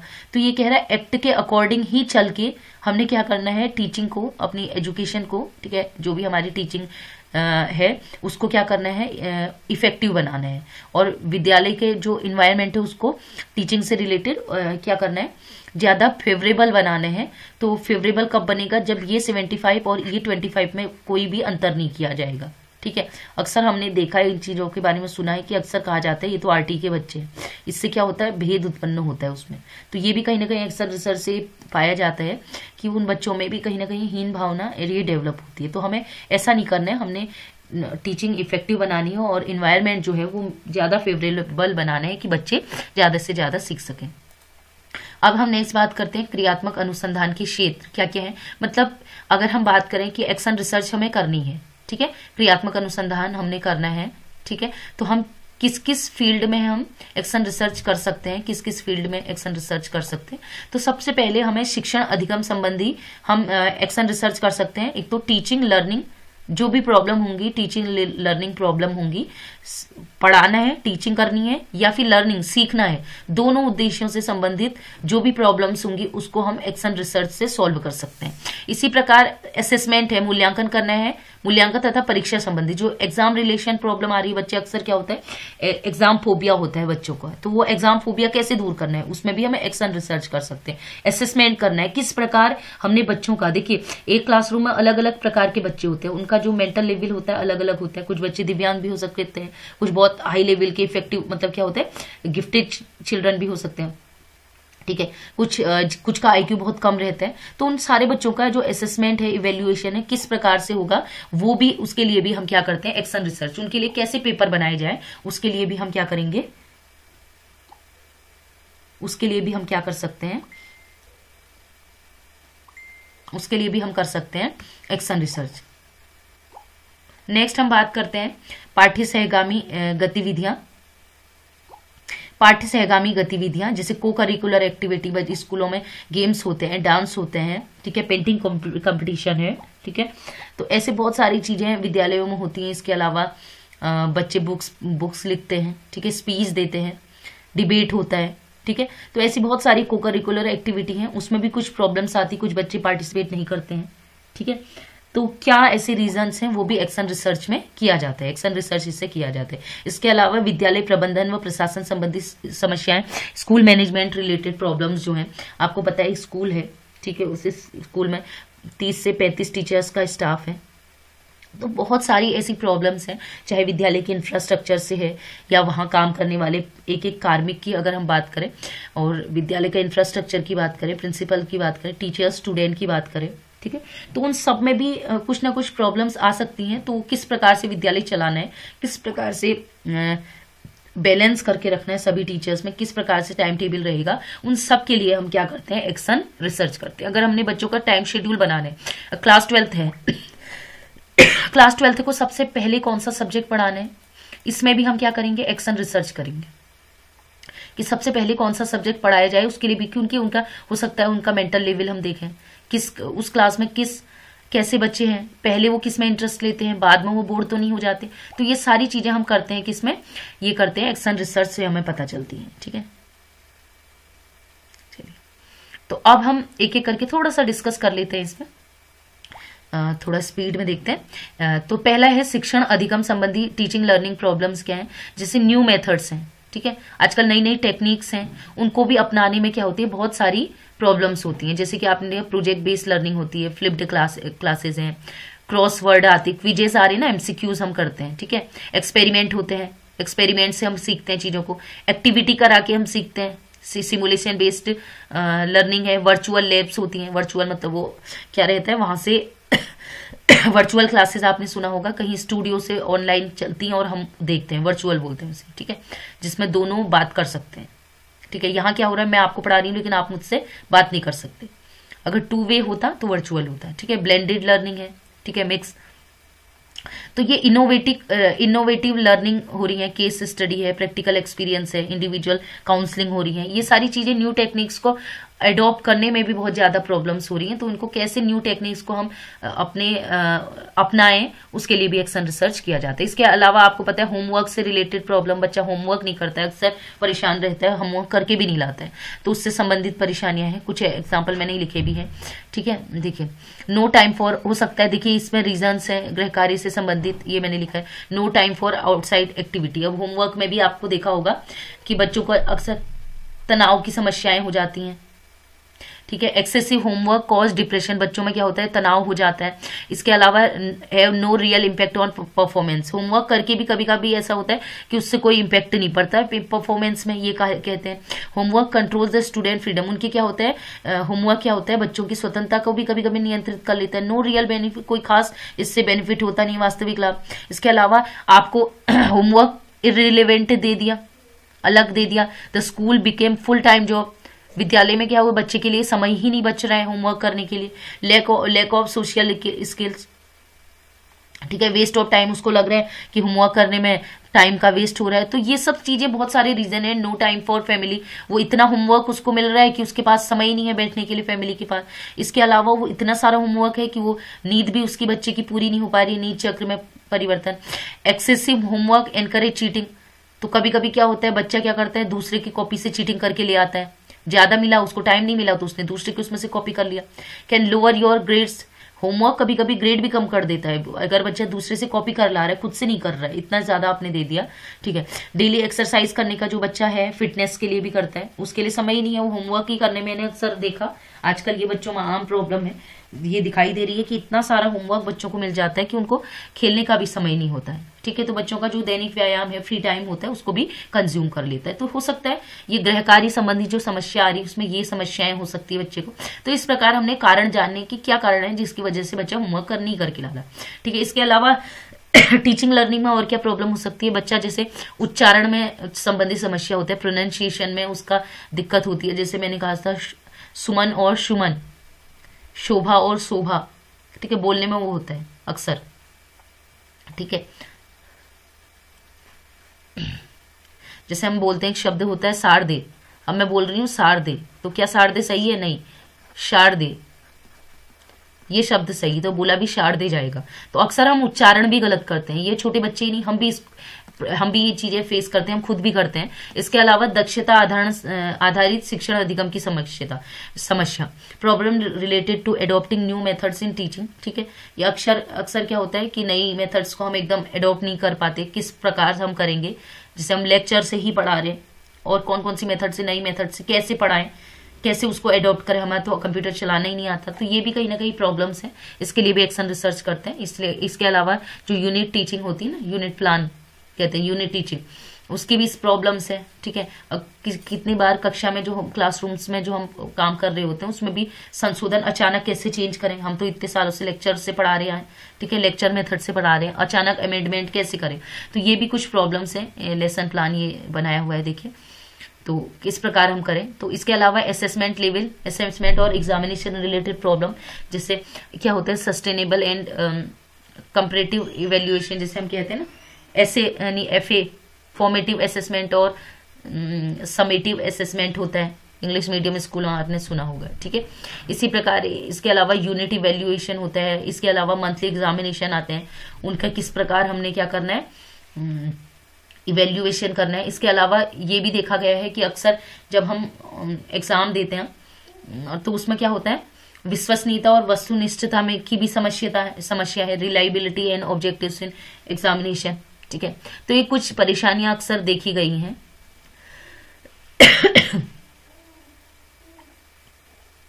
तो आपको पता है फॉर्मेटिव असेसमेंट होता है जो कि कंटिन्यूअस होता है, और पीरियोडिकली कुछ महीने में जो होता है, 3 महीने में या 6 मंथ में होता है समेटिव असेसमेंट। ठीक है, तो इस प्रकार के होते हैं कंटिन्यूअस इवैल्यूएशन वाला।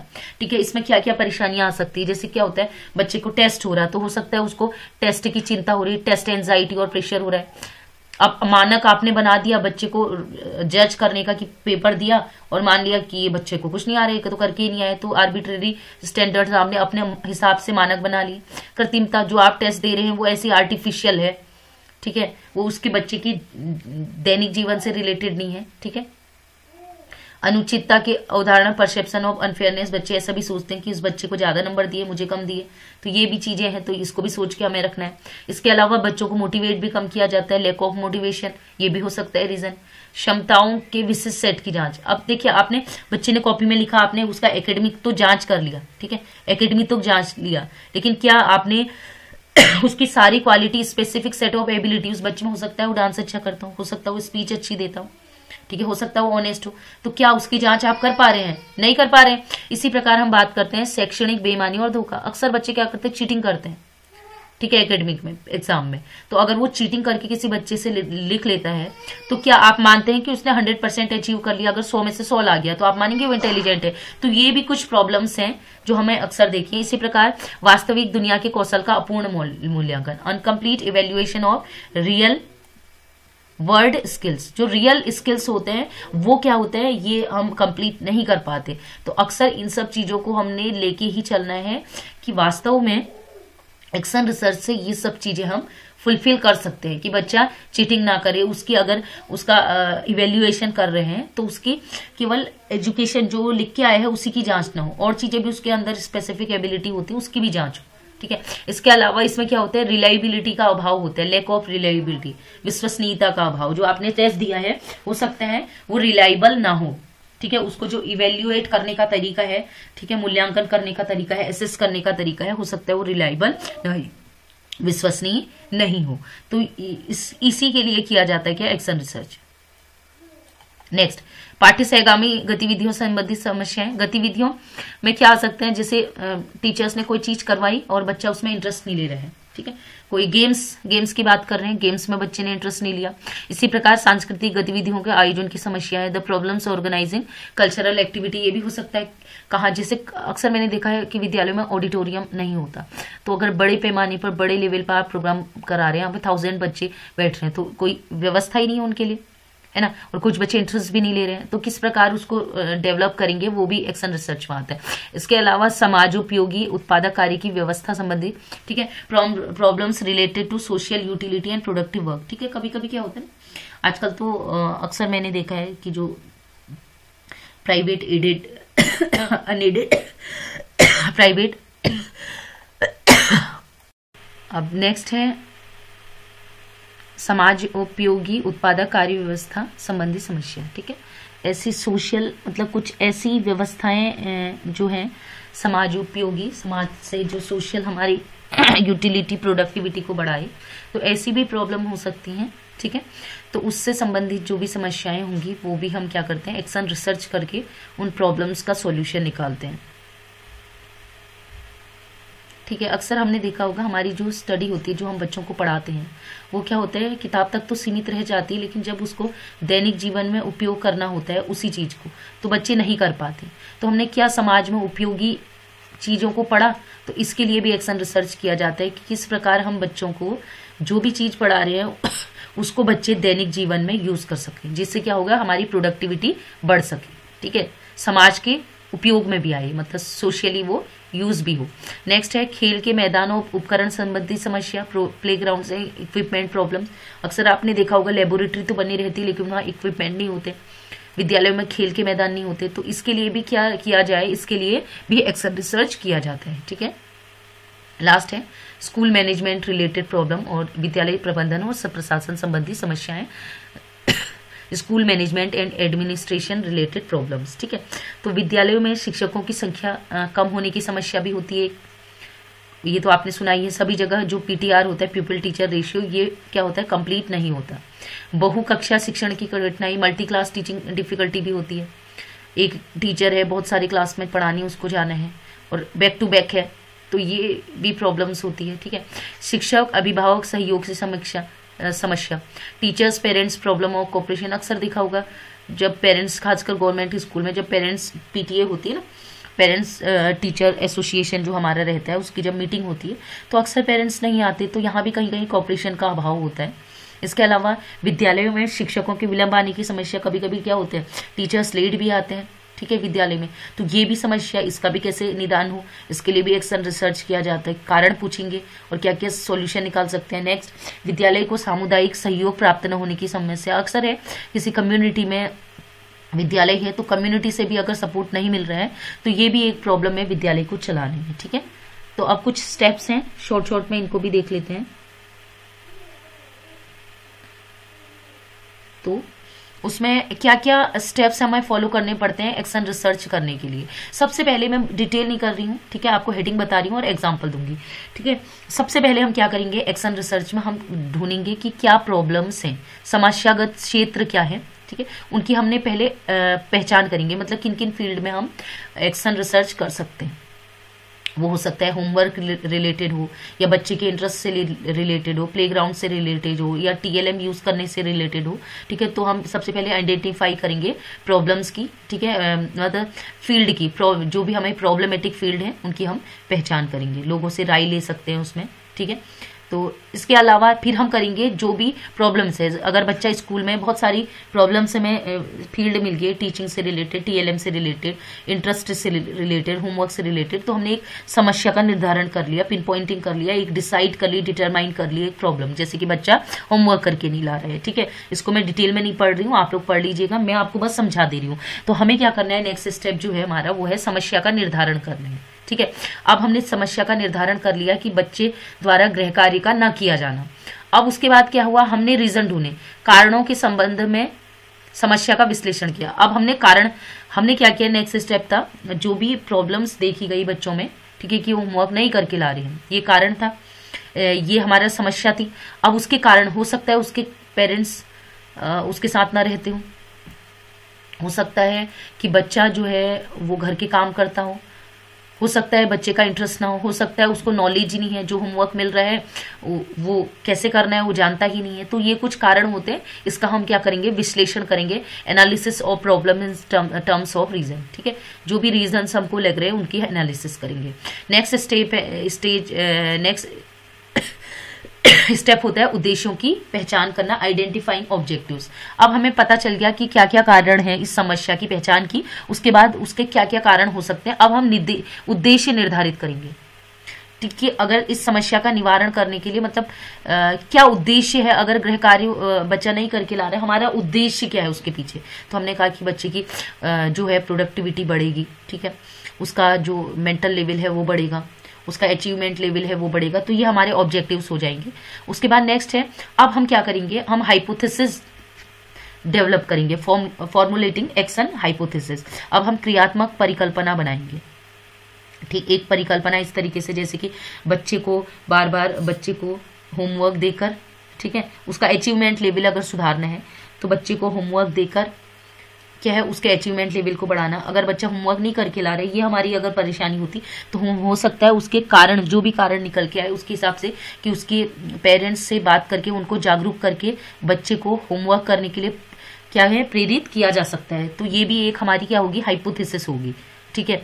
उसको कम होमवर्क दिया जा सकता है बच्चे को, ताकि वो थोड़ा सा मिले लेकिन वो करके लाए, ठीक है। तो इस प्रकार की हम हाइपोथेसिस बनाएंगे।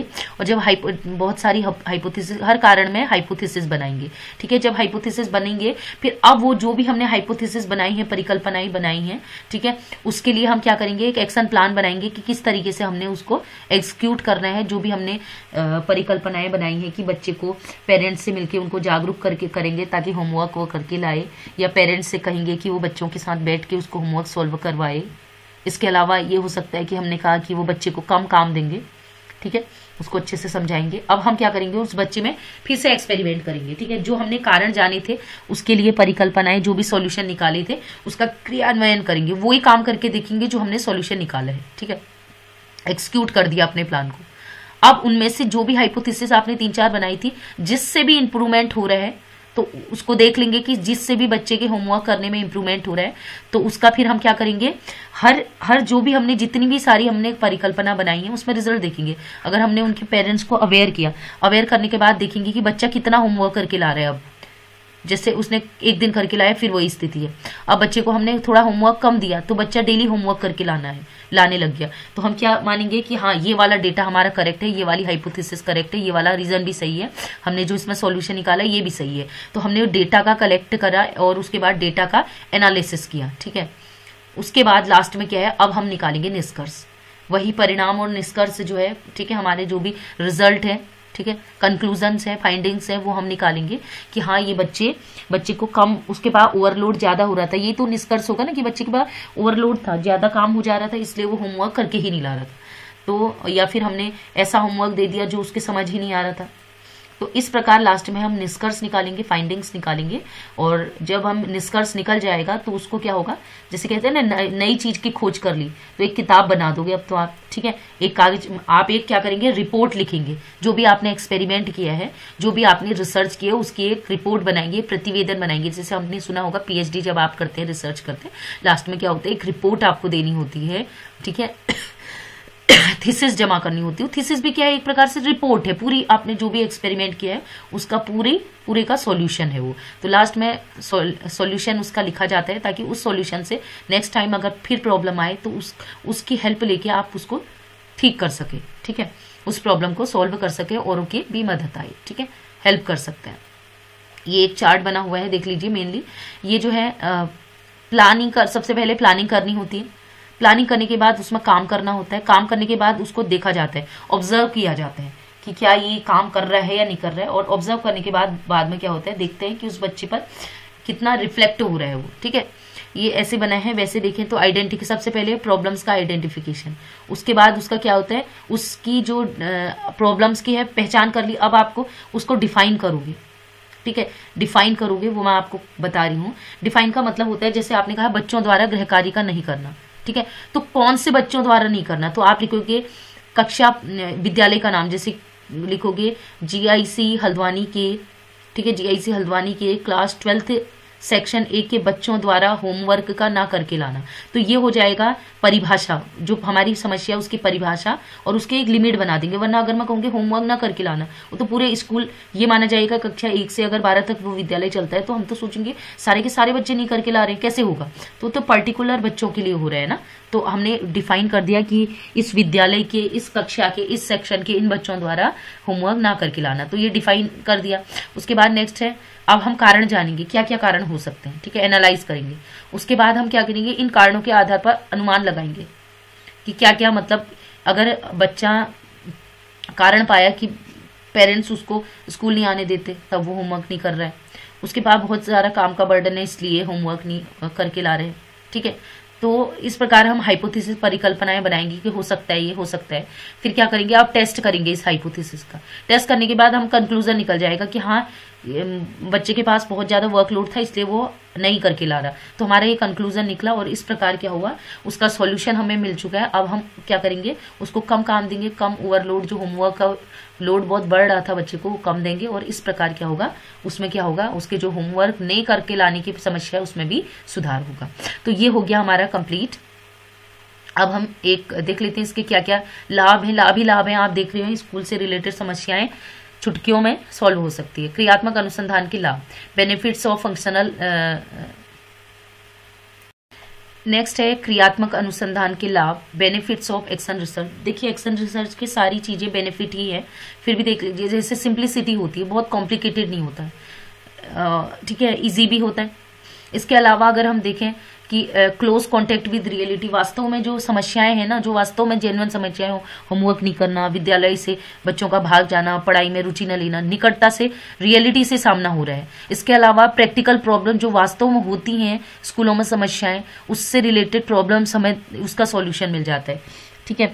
इसके अलावा आपको पता है, इसमें ज्यादा पैसा खर्च नहीं होता, मित व्ययिता होती है, ठीक है। और दूसरा मैंने लिखे नहीं है, लेकिन मैं ऐसे ही बता देती हूँ, कम समय में हो जाता है, 1 हफ्ते में हो जाता है, 2-4 दिन में ये हमारा एक्शन रिसर्च कंप्लीट हो जाता है। तो ये कुछ है, टाइम टेकिंग भी नहीं होता, जल्दी हो जाता है ये, ठीक है। जबकि वैसे अनुसंधान बहुत समय लगाते हैं, फंडामेंटल अनुसंधान, ठीक है, मौलिक अनुसंधान जो होते हैं। अब ये तो आपको बेनिफिट तो जितने मैंने बार बताया है आपको समझ में आ गए होंगे। अब मैं बता रही हूँ क्रियात्मक अनुसंधान की क्या क्या कमियां हैं। एक तो इसमें रहता है सामान्यीकरण का अभाव, ठीक है, lack of general action. General action मतलब क्या है, एक तो क्या है, केवल स्कूल के लिए होता है, ठीक है। इसके अलावा हम बात करें वैज्ञानिक कठोरता का अभाव, जैसे क्या होता है ना, अगर हम रिसर्च के हैं बड़े पैमाने पर, जैसे चंद्रयान की खोज हुई थी, यहाँ पर क्या हो रहा है, इसमें क्या हो रहा है, जो साइंटिफिक अप्रोच, एक प्रकार से सोचो साइंटिफिक अप्रोच का बहुत कमी होती है। यहाँ पर कोई भी कर ले रहा है, आपने देखा कोई भी टीचर्स है, प्रिंसिपल है, मैनेजमेंट, चाहे वो जानता है या नहीं जानता, उसकी साइंटिफिक अप्रोच है या नहीं है, ठीक है, उसका वैज्ञानिक दृष्टिकोण है या नहीं, तब भी वो कर लेता है, ठीक है। इसके अलावा एक क्या है, ये तो इसकी कमी नहीं है, सीमित उपयोग है, हाँ, लिमिटेड यूज तो बिल्कुल है, ठीक है। क्या है, जैसे एक ये होमवर्क वाला मैंने क्लास 12th के एक स्कूल था GIC, मैंने कहा हल्द्वानी, GIC हल्द्वानी के क्लास 12th के सेक्शन A के बच्चों पर ये मैंने किया। तो यहाँ पर हमें परिणाम निकला और ये बच्चों पर सक्सेसफुल भी रहा। अब ये जरूरी नहीं यही सॉल्यूशन क्लास 1 के बच्चों पर भी काम करे, क्लास 1 के कोई और डिस्ट्रिक्ट के या इसी स्कूल के क्लास 1 बच्चों पर काम करे, तो इसका क्या होता है, बहुत ही लिमिटेड यूज होता है। इसके अलावा अनुसंधानकर्ता को उचित स्तर पर तकनीकी प्रशिक्षण, कोई भी कर ले रहे थे कि मैंने बताया था, रिसर्च कोई भी कर ले रहा है, उसको कोई टेक्निकल ट्रेनिंग नहीं मिली है इसके लिए।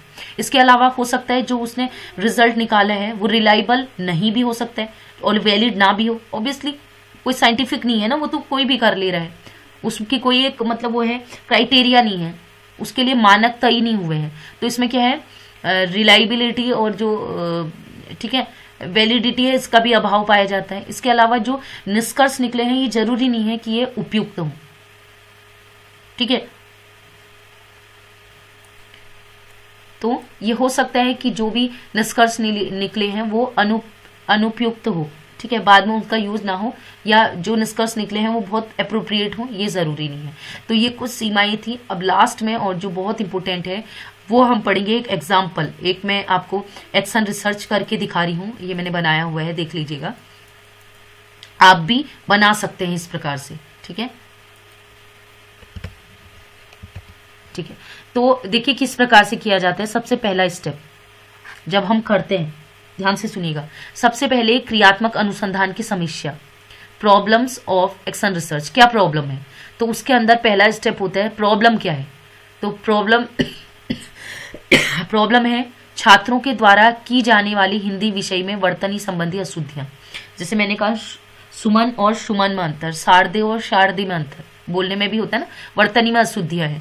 तो ये है परेशानी, जनरल जो समस्या है। अब उसका सीमांकन करना पड़ेगा आपको, ठीक है, डिफाइन करना पड़ेगा कि समस्या है क्या। सीमांकन मतलब उसकी एक सीमा तय कर देनी है। तो मैंने लिख दिया, विद्यालय का नाम में लिख देगा, जैसे जीआईसी हल्द्वानी के कक्षा 8 के छात्रों द्वारा हिंदी विषय में अशुद्धियां, वर्तनी में अशुद्धियां दूर करने का प्रयास करना, ठीक है। ये मेरा है सीमा, ये मैंने कर दिया समस्या का सीमांकन, मतलब इस विद्यालय के इस कक्षा के इस सेक्शन के बच्चों द्वारा। तो ये सीमांकन होता है। ये तो समस्या थी, सीधे सीधे गृह कार्य न करना या हिंदी वर्तनी में अशुद्धियां करना। उसका और सीमांकन करो तो ये हो गया, विद्यालय का नाम भी आ जाएगा और कक्षा का नाम भी आ जाएगा, और अगर सेक्शन बने तो सेक्शन का नाम भी आ जाएगा, ठीक है। अब हम निकालेंगे, नेक्स्ट स्टेप होता है कारणों को, संभावित कारण क्या क्या हो सकते हैं, पॉसिबल रीजंस। ये मैंने इंग्लिश में नहीं दिया, लेकिन आप लोग खुद लिख लीजिएगा इसको, पॉसिबल रीजंस। काफी लेंदी वीडियो हो रही थी इसलिए मैंने इंग्लिश में नहीं दिया है, ठीक है। पॉसिबल रीजंस तो हो सकता है लिखित वर्तनी कार्यों में त्रुटियां, वो हो सकता है वो बच्चा इसलिए वर्तनी अशुद्धियां हो रही क्योंकि जब वो लिखित कार्य करता है तो उस समय भी अशुद्धियां होती हैं। कैसे चेक करोगे, साक्ष्य, इसमें क्या एविडेंस मिले। हमने जब उसकी कॉपी चेक की, ठीक है, उसके होमवर्क कॉपियां चेक की, देखा उनको, तो उसमें क्या है, अभ्यास पुस्तिकाओं में पाए गए। इस प्रकार शब्दों में शब्द पहचान की योग्यता की, उसको 100 और इस वाले 100 में अंतर ही नहीं लगता है कुछ भी। तो हो सकता है शब्दों को पहचान नहीं पाता, उसमें कमी। ये भी हमने उसकी कॉपियों में अवलोकन किया। इसके अलावा उससे क्वेश्चन पूछे, तब क्वेश्चन मतलब जैसे उससे पूछा शारदे बोल, तो शारदे और शब्द बोला, कविता कहने के लिए कहा तो उसका साक्षात्कार किया। इसी प्रकार छात्रों द्वारा हिंदी विषय के लिखित कार्य में लापरवाही, बच्चे इतनी स्पीड से कर रहे हैं कि लापरवाही कर रहे हैं, शब्दों में मिस्टेक कर रहे हैं, ठीक है। साक्ष्य हमने बता दिया यहाँ पर, कैसे हमने जज किया, कैसे चेक किया कि बच्चे ये कारण गलती कर रहे हैं। इसके अलावा अभ्यास पुस्तिकाओं में अध्यापक द्वारा लिखित गलत वर्तनी की त्रुटियों का ठीक न कर रहा। अब टीचर ने चेक किया कॉपी और उसने शब्द जो है गलत लिखे थे, फिर भी टीचर ने जो गलत शब्द उसकी वर्तनियां थी उनको अंडा नहीं लगाया। अंडा मतलब उसकी गलतियों को ठीक करने के लिए नहीं कहा, जो त्रुटियां थी उसकी, जो मिस्टेक्स थी, अगर हम उसमें गोला लगा देते हैं ना तो हम कहते हैं कि ये मिस्टेक हुई है, तो बच्चा भी ध्यान देता है। अब हमने मिस्टेक को उसको अंडरलाइन किया ही नहीं तो बच्चा भी नोटिस नहीं करेगा उस चीज को। तो त्रुटियां करने पर छात्र को दंडित न करना। अब देखिए आजकल तो बच्चों को दंडित नहीं किया जाता है, आप सभी जानते हैं, लेकिन फिर भी उसको कहीं ना कहीं समझाना या उसको समझाना कि आप मिस्टेक कर रहे हो, उससे ऐसी मिस्टेक हो सकती है, उसके लिए आप नहीं अगर कुछ एक्शन लेते हैं तो ये भी कहीं ना कहीं क्या है, हो सकता है कि इस वजह से बच्चे ने किया हो। अब हम हाइपोथेसिस, ये जो हमारी जो भी कारण आए थे इन्हीं कारणों के आधार पर हाइपोथेसिस बनाएंगे। तो पहली हाइपोथेसिस हमने बनाई, छात्रों को क्रियात्मक परिकल्पना, तीसरा, ठीक है, हाइपोथेसिस, ठीक है। तो यह क्रियात्मक परिकल्पना, छात्रों को हिंदी विषय का लिखित कार्य विधिवत ढंग से कराने पर व जांच करने पर हिंदी विषय में उनकी वर्तना संबंधी अशुद्धियां कम हो जाएंगी। ये हम अनुमान लगा रहे हैं, परिकल्पना कर रहे हैं कि अगर मैं हिंदी विषय में क्या है लगातार कार्य अगर विधिवत ढंग से कराएंगे और उसके बाद जांच भी करेंगे तो उनकी हो सकती है वर्तनियों में अशुद्धियां जो हो रही है वो कम हो जाए। इसके अलावा शब्दों की पहचान का हम उनको कहीं ट्रेनिंग देंगे कि बच्चों को बार बार अलग अलग शब्द देंगे, उसको पहचान कराएंगे, तो शायद क्या पता इससे वर्तनी में अशुद्धियां कम हो जाए। इसके अलावा अध्यापक के द्वारा छात्रों की जो हिंदी में अभ्यास पुस्तिकाएं है, जो टीचर चेक कर रहा है लेकिन उसको अंडरलाइन नहीं कर रहा, तो अगर वो टीचर ऐसा करे, देखिए यही जो कारण थे उन्हीं कारणों के यहाँ पर मैं परिकल्पनाएं बना रही हूँ कि ऐसा करेंगे तो शायद ये हो सकता है। तो मैंने कहा जो टीचर है वो अशुद्धियों को ठीक करने के लिए कहे बच्चों को अंडरलाइन कर दे, उसको गोला बना दे कि आपने मिस्टेक की है, इसको सही कीजिए, तब भी हो सकती हैं अशुद्धियां, क्योंकि गलतियों पर नजर जाती है ना। इसी प्रकार हो सकता है कि जब हम दंड तो नहीं देंगे, दंड तो नहीं, बच्चे अगर वर्तनियों में अशुद्धियां कर रहे हैं तो बच्चे टीचर क्या करेगा, बच्चों को समझाएंगे, प्यार से समझाएंगे कि आप ये मिस्टेक कर रहे हैं, ये मिस्टेक मत कीजिए, ऐसे कर भी हो सकता है बच्चे में चेंज आ जाए। तो ये हमने परिकल्पनाएं, हाइपोथेसिस बना ली। अब हम क्या करेंगे, फोर्थ स्टेप, क्रियात्मक अभिकल्प, ठीक है। अब हम क्या करेंगे, अब काम कर रहे हैं, ठीक है। अब हम अभिकल्प तैयार कर रहे हैं। प्रथम क्रियाकल्प, क्रियात्मक परिकल्पना की छात्रों को हिंदी का लिखित कार्य विधिवत ढंग से कराने से हिंदी विषय में उनकी अशुद्धियां कम हो जाएंगी। मतलब अब हम उसको जो परिकल्पनाएं बनाई थी अब उसको क्या कहें कार्यप्रणाली में ला रहे हैं, अब बच्चों के साथ वो चीजें करेंगे। अभी हमने सोचा था ये थी परिकल्पना या सोच रहे थे केवल, अब उसको क्या करेंगे, व्यवहार में लाएंगे। हिंदी विषय में किए जा सकने वाले लिखित कार्यों की सूची, हमने हिंदी में हम क्या क्या बच्चों को करा सकते हैं वो हम सूची तैयार कर रहे हैं। ठीक है, क्या क्या क्रिया करी। ठीक है, सहयोगों से जो और टीचर्स हैं उनसे भी हमने विचार विमर्श किया। सामग्री में हमने क्या किया, पाठ्य पुस्तक पाठ्यक्रम देखा। 1 सप्ताह की अवधि में हमने यही काम किया। ठीक है, फिर अनुसंधान हेतु लिखित कार्यों का चयन। ठीक है, जो भी हम एक्शन रिसर्च कर रहे हैं उसमें क्या क्या लिखित कार्य हम बच्चों से करवा रहे हैं। ठीक है, उसका चयन कर लिया, सेलेक्ट कर लिया। इसमें समय सारणी तय कर दी, 1 सप्ताह टाइम में हमने करने हैं। चयनित लिखित कार्यों को एक एक करके देखना। अब हम क्या करेंगे, जो लिखित कार्य थे, बच्चों के लिखित कार्य थे, वो एक एक करके हम देखेंगे। जो टीचर्स और टीचर्स हैं उनसे भी विचार विमर्श करके, ठीक है, 1 हफ्ते के अंदर बच्चों के, जो बहुत सारे बच्चे होंगे है ना, तो उनके लिखित कार्यों को चेक करेंगे ध्यान से। अब जो परिकल्पनाएं हैं, ठीक है, उन परिकल्पनाओं में जो भी अभिकल्पित सुझाव हैं उसको क्रियान्वित करेंगे। मतलब मैं जो भी परिकल्पनाएं बनाई थी, ठीक है, उनको क्रियान्वित करेंगे। अब क्या हुआ, क्रियान्वित करने के बाद अब हमने देख लिया, ठीक है, कि हमने कौन सी परिकल्पना को अपना के हमें इम्प्रूवमेंट मिला बच्चों में। ठीक है, ठीक है, तो इम्प्रूवमेंट मिला तो 5वां स्टेप होता है परिणाम। ठीक है, रिजल्ट क्या आया। अब फाइनली किस परिकल्पना से हमें बच्चों में चेंज दिखे, तो वो क्या हो जाएगा, वर्णित सुझावों में से वर्तनी की अशुद्धियों में कमी आई। जैसे परिकल्पना चौथी है, परिकल्पना तीसरी है, ऐसे करके लिख देंगे। परिकल्पना जैसे क्या है, ये वाला 3rd वाला, कि टीचर ने जब उनकी अशुद्धियों को मार्क किया तो इससे बच्चों में इंप्रूवमेंट आया। तो आप ऐसे लिख सकते हैं, परिकल्पना 3 में वर्णित सुझावों से, ठीक है, परिकल्पना 3 में वर्णित सुझावों से वर्तनी की अशुद्धियों में कमी आई है, अतः परिकल्पना को स्वीकार किया जाता है। मतलब इसी से चेंज आ रहे हैं बच्चों में। तो अब हम निकालेंगे निष्कर्ष।